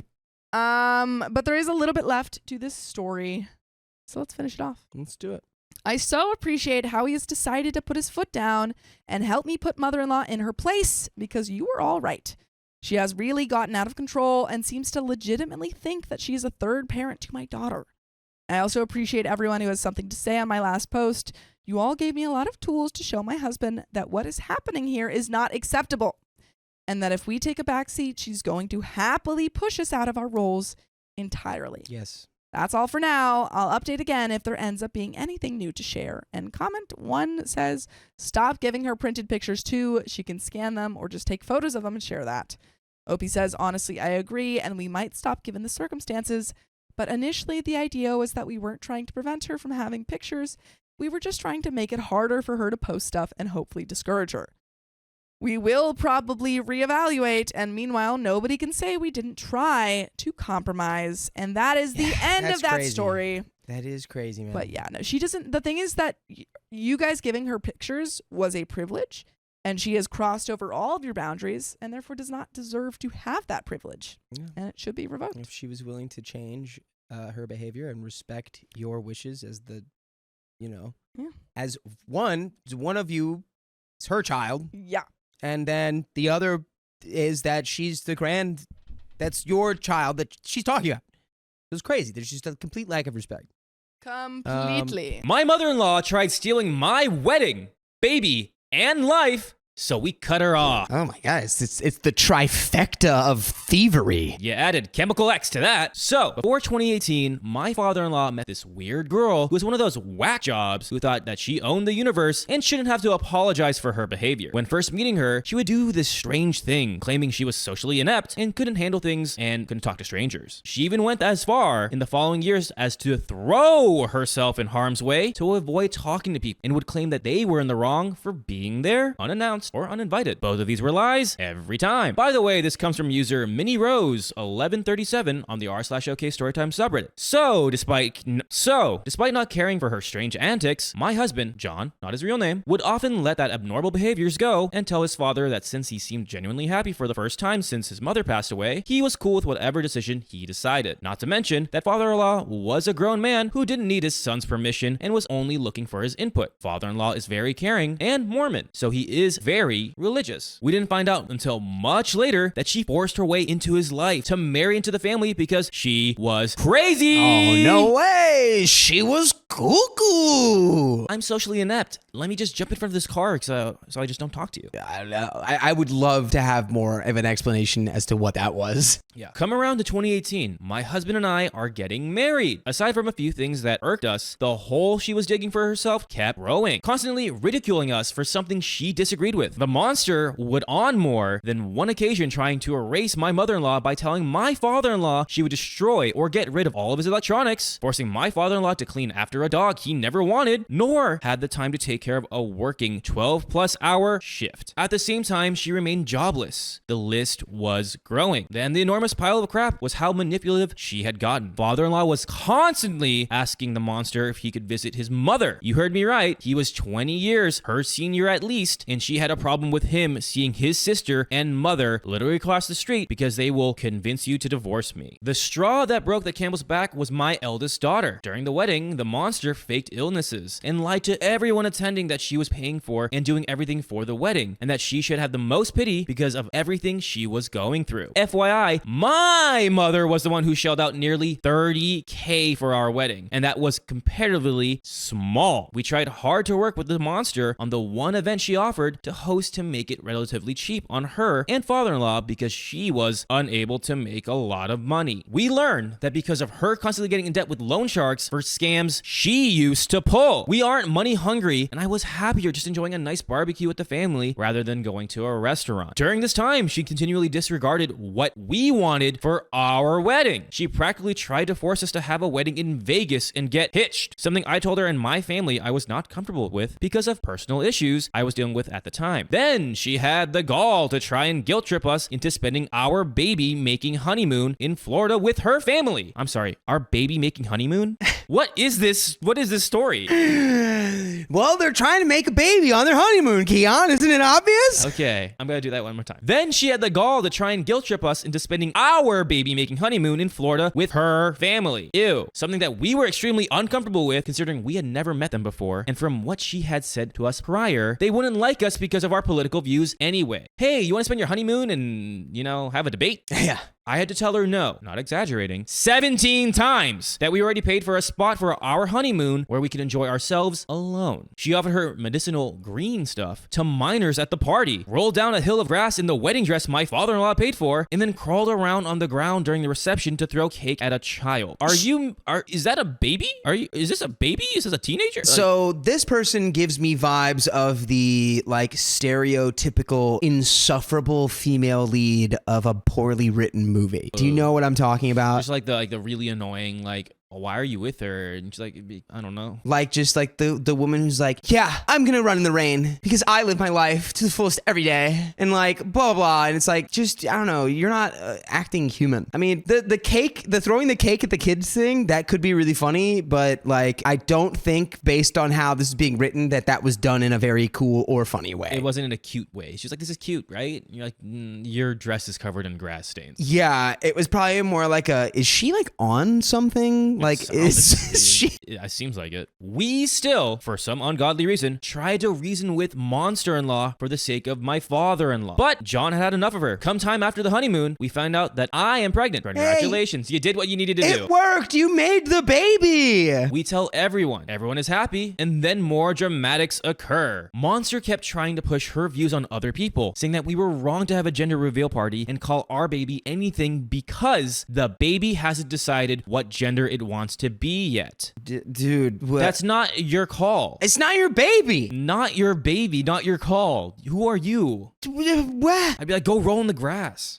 Yeah. We decided to name our daughter after my mother-in-law because it was my husband's wish, and I was more than happy to comply because my mother-in-law to this day is a saint, and we miss her terribly. Rest in peace, mama. So, we decided to have a baby shower that aligned perfectly with mother-in-law's birthday. It was our way of celebrating old life with new life. I love that. I wanted there to be boys and girls allowed to showcase how much her family loved her. However, monster-in-law and father-in-law planned to be out of town, never wound up going, and asked if we could do a small get-together instead. I agreed to keep the peace, but she instead went behind my back, planned out an entirely second baby shower, did not invite a single person from my side of the family, and refused to have any boys there. She even went as far as to complain at me because my mother refused to come, and there were a few boys I invited that she was uncomfortable with coming. Things got worse when closer to delivery. She was offended that I did not want her in the delivery room because I was pre-eclampsia. Sorry if I didn't get that right. I think that's right. But let us know in the comments what eclampsia, and she was used to making my blood boil and spike high with her antics. I politely told her the only ones allowed in the room were my husband and mother, and she claimed she would personate a doctor and sneak into my room. Thankfully, that was shut down quick, as if I wasn't already dealing with a ton. Next, she caused drama in the waiting room for the entire time I was in labor, claiming why did we even come if it was going to take so long? I have better things I could be doing. Then after the fact, she made a disgusting comment that made John angry.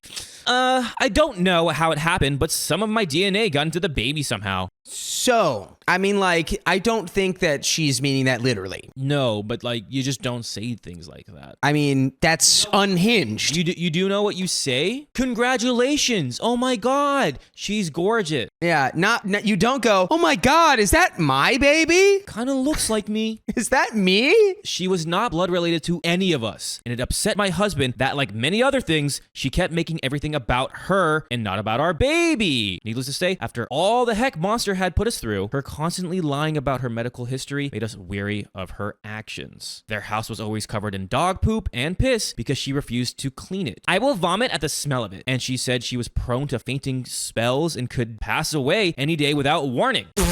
What? Is that all because she doesn't want to pick up after the dog? It's like that's crazy. That's just no. That's she's crazy. Just, I'll vomit. Hey, you know what'll definitely make the smell of the feces and pee-pee go away? Cleaning it. No. John and I were not okay with this woman ever being left alone at home with our baby. So finally, after one too many incidents, we tell her off and inform Monster and father-in-law of the ground rules we have set. She flips out and calls us the a-holes for keeping her grandbaby away from her, even though she was the one who cut contact. My exact words to her were, if you still want to make contact with your grandbaby, we don't mind meeting in an open public space of your choosing where she won't be affected by whatever is giving her hives in your house. And her reply was, no, I can't bond with something being dangled above my head like a carrot on a stick. John saw red. He wanted to cut Monster and father-in-law out of our lives for good. I managed to calm him down enough to try and keep father-in-law in the loop, considering she was very clearly manipulating him to this point. There is so much to it, but basically, after many threats to our lives where she said, you have no idea what I am capable of, I will do whatever it takes to get my way. No doy. You haven't seen that. Yeah. Casually committing another felony there? I'll just, you want to say that into the recorder one more time? Yeah, please. Say that loud enough for the FBI agent in my phone to hear you, please. Thank you. And at one point, threatening to hurt my husband if he didn't comply with her views. We blocked her on all forms of media. Her response was to use her secondary account to message him on, say, blocking me? Oh, so mature. And we blocked her again. We even threatened legal action because she constantly texted us through father-in-law's phone. It was easy to know who was talking based on vocabulary. And by the way, you can listen to full episodes with stories just like this. Just go to Spotify, Apple Podcasts, or your favorite podcast app and just search OK Storytime. We have a little bit left here, but what do we do here? It seems like OP and John and little baby is just like, we're trying to make this as reasonable as possible, but you are the worst thing we want in our lives. So I would say you try to get the dad to leave her. You can only do so much if if this all started because they were like, he seems genuinely happy for the first time since mom passed away, right? But it's like, this woman is clearly a nightmare. And I think you definitely need to be documenting any and all accounts of harassment, any threats that she levies at you. Like, you need to have all of your ducks in a row so that you can take that to the authorities and have somebody like properly you need a proper restraining order against 100%. This woman so you can take legal action against her when she inevitably breaks it. Yeah, no,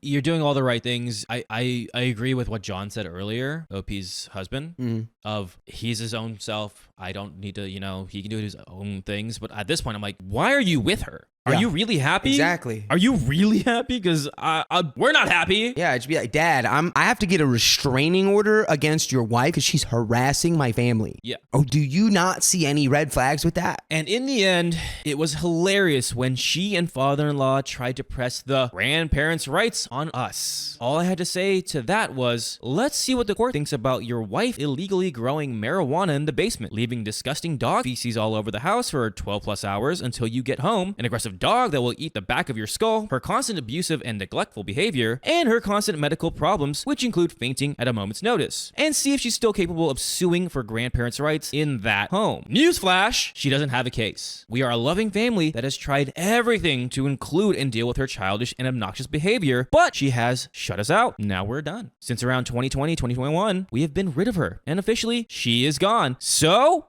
party! And to anyone with a similar problem with these monsters, do not be afraid to say no. Record their neglectful behavior and seek professional help against them. You are not wrong for wanting to protect yourself and your family. Love you guys, and I hope you have a great time reading. Wow. Whew. Well, She truly is. That's like normally a monster-in-law I feel like is more like vicious, and she just seems like inept and annoying. I didn't even want to give her the in-law. She was just monster. Yes. As you guys were listening, and she's an real monster. it's a real monster. That's a real monster. And I love how Opie is like, I have this all like documented in what I have. Good luck with your case. Yeah. I'm just like, I hope the fact that she's gone, great. I hope father-in-law realized like, you didn't need her to be happy, brother. My problematic mother-in-law refuses to leave me alone, so I filed a restraining order. Get her out of your life legally. Hi, I am a 24-year-old woman, and I have a 25-year-old husband. His mother, let's call her Helen, moved in with him and I late 2023 in November. My husband, let's call him Gabe, invited her in after his father fell into eternal sleep in a bad car accident. Oh. No. And at first, I'm very supportive. But that changed 3 months into her living with us. Uh-oh. By the way, this comes from Individual Thinker 15. And if you want to submit your own stories, just go to the r/OKStorytime subreddit. We'll give our best advice on it for you. Only the best. So, things to know. Helen always made comments about my upbringing. I'm not from the richest of families. She doesn't like me because of it and always viewed me as not enough for Gabe. I'm a quiet person until I reach my breaking point. It's not that I won't stand up for myself, but I pick my battles. 3, Helen really believes in the trad wife lifestyle. She's very extreme about it. I am not a trad wife woman. I work with a nonprofit organization which has me doing long hours and not making dinner for Gabe and her when I get home. Gabe knows and is fine with that. Another point is that Gabe travels for his job. Gabe and I are an interracial couple. He is white or Russian, and his mother always reminds me. And I'm a black woman. Ooh, so is she racist? Looking like it. It's looking like it. Ooh, no. In February, my mother-in-law, after living with us for 3 months, began making comments about how I upkeep our house. Oh, whoa, the dishes are not done. Or, is it me? Or is it pretty dusty in this room? Do you dust often, Opie? I feel like I don't see you doing that. I hate how she's bringing this up too. It's not like, Yeah. you need to dust. It's like, wow, it's getting pretty dirty in this room. Isn't it? Yeah. Why don't you? What are you? You're not even. Presumably, I don't think she's paying rent.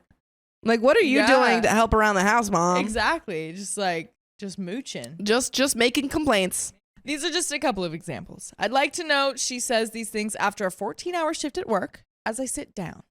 But that's not the worst thing. She makes comments about how I probably don't know what I'm doing when I cook or clean because I'm used to the filth. So that's called racism.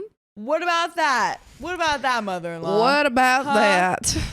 Finally, I had enough when Gabe came home after a 2-week business trip, and we had a birthday celebration for him, like a surprise party, which Helen insisted on, even though I said he'd probably be tired after flying for hours. But we did it, and it was almost a success until Helen said that the food was okay, but she doesn't blame me. I was pissed. She said it so loud and with a room full of people.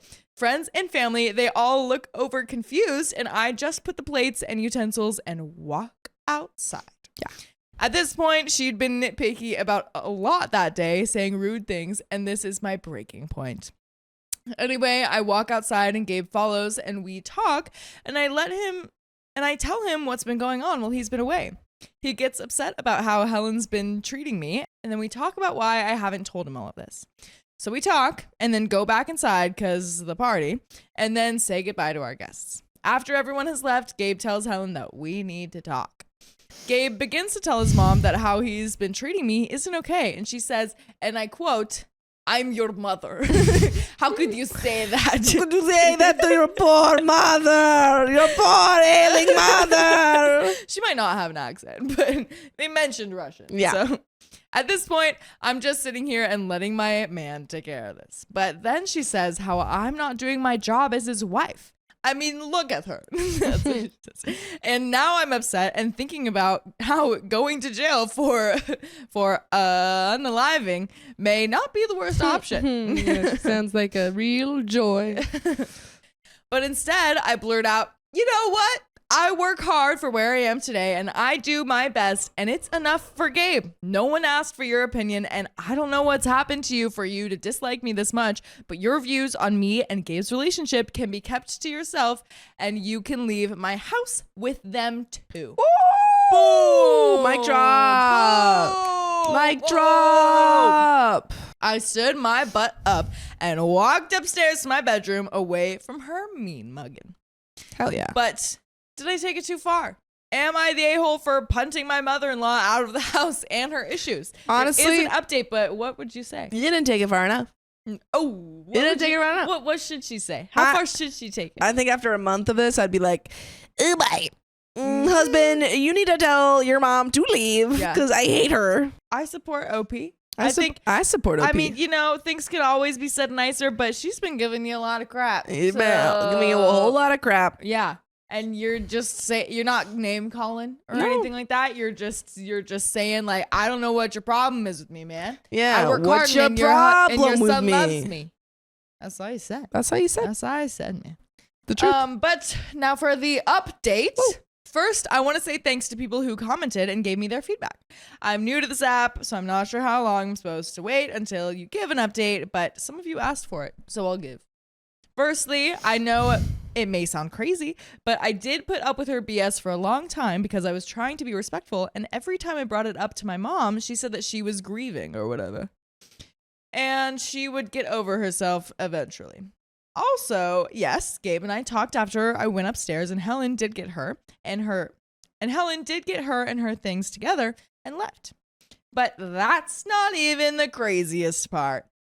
Helen tried to fight me. What? Oh my goodness, Helen. What? Helen. Ding, ding, Helen. ding. Put him in the ringer. In this corner, we've got Helen. Got Helen. And in that corner, we have OP. Woo. And the crowd goes wild. Whoa. OP. I kid you not, this grown old woman, she's in her late 40s. Sorry, that's not that old, but that's like funny to me. She's in her late 40s? Late 40s. Pretty young. Yeah, right? I was 40s for a 25-year-old son? My parents are in their like late 50s to 60s. But anyway, she tried to fight me. I went downstairs to try to make amends or at least act civil. And she kept rambling on about how I can't believe you treat me like this. And I knew you were good for nothing. Then I told her to leave and I called her an Uber and she just pounced. Got all up on me, dragging me to the floor. Oh my gosh. This is crazy. She crazy. I just have like a wrestling like announcer in my head. I'm thinking of a little babushka with like one of those little like like the head like little scarves on it. Yeah. But look, I am a 147-pound woman who has been going to my uncle's Krav Maga gym since I was a little girl. I pinned that woman down so fast, and then Gabe pulled me off.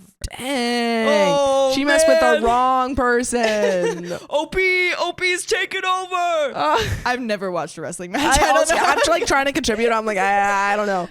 Like the only wrestling match I've kind of seen is the one in Spider-Man. Gabe got both of us some ice. I yelled that she needed to leave, and Gabe took her to the dining room and got her some ice. I put on my shoes and left the house, and now I'm posting this. I didn't go home and called Gabe and told him that I'm staying at my sister's house. The heck do I do now? And there is another update, but wow. Ooh. She's writing this update post wrestling match. Yeah, she's got like a cut on her cheek. She's bleeding a little bit. Yeah. She's like, they're like, I've got adrenaline. Yeah, they're like, get back in there. She's got a towel on her. Yeah. And she's like, just typing this out. Come on, get back in the ring. You got it. Do it for us. But hello, I've made 2 posts about this already. I'll link them below so y'all can catch up. Thank you to all who give feedback, and I'm so sorry if I called you old. I'm sure you're beautiful.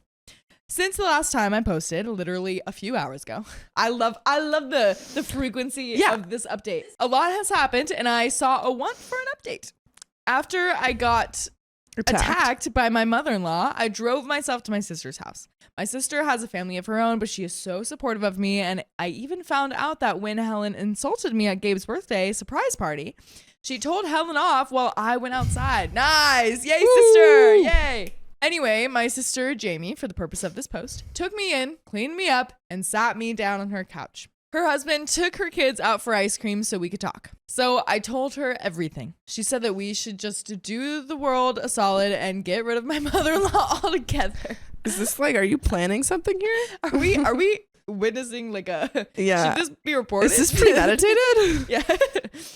But after I got her off that train, we landed on calling Gabe. So I did. He said that he was sorry for how things turned out and that he blames himself for not noticing sooner. After a lot of back and forth, I told him I want Helen out of my house. He said, it isn't that simple. And I said, I'm not coming home until it gets simpler. Yes. There you go. Yes. There you go. I'm sorry. Isn't that simple? Come on. She attacked your wife. Sounds so simple to me. That's very simple. I could hear this man sigh, and then I heard him say, get out, Mom. Dang. Okay. Well, he made that simple real quick. Crazy way to do it. Yeah. Yeah. Oh my gosh. Probably could have done it maybe a little bit better, but you know what? I guess you wanted simple, so. That's crazy. I'm imagining she's sitting there Yeah, and he's on Opie's like, speakerphone. she needs to leave. And he's Yeah. like, well, she's right here. It isn't that simple. And Opie's like, make it simpler. And he's like, Like, all right, leave. Come Get outta on. Get. Go on. Go on. And then I could hear her try to argue, but then he yells, get out. And he got back on the phone with me and said, I gotta call you back. I love you. And then he hung up. So funny. Okay, This is crazy. I kind of understand why it wasn't that simple if she was literally right there. Yeah, makes sense. Makes sense. That was about an hour ago. My sister said that I should go home and see what the situation is. Instead, I called my landlord and followed some of y'all's suggestion and found out what would happen if I pulled out the lease just to know my options. Turns out, not great. So now my sister is on the phone with the non-emergency hotline and I'm telling them everything I know about the situation and getting a restraining order filed. I just hope that Gabe isn't mad about that. That might complicate things. There's another update, but that might complicate some future family things if she has a literal restraining order. Yeah, but honestly, I would want a restraining order against this lady. She attacked her. Yeah, it makes sense. Yeah. I would at least talk to Gabe about that first, though. Yeah. That is a big step. I think it is an absolutely warranted step, Sure. but I think that if you want to continue the relationship, you do have to just bring him up to speed. Yeah, I agree. Update to number 3. Let's just pick up where I left off. Heck yeah. Let's do it. I called the non-emergency hotline and they told me that I needed to file a restraining order in person and that they'd send a patrol car to my address to make sure that there is nothing to worry about. So my sister had me sleep over at her house, and this morning Jamie and I went to the police station and filed a restraining order on my mother-in-law. I saw some of the comments and I realized that if I filed attack charges against her, it would help my restraining case, but I don't want to ruin my husband's relationship with his mom by doing that. I know that that's gracious considering all that's happened, but I think it's the right decision. Also, I found out that a restraining order might take a while, so we'll see how long it takes. Anyway, I left the station and sat in Jamie's car while I called Gabe.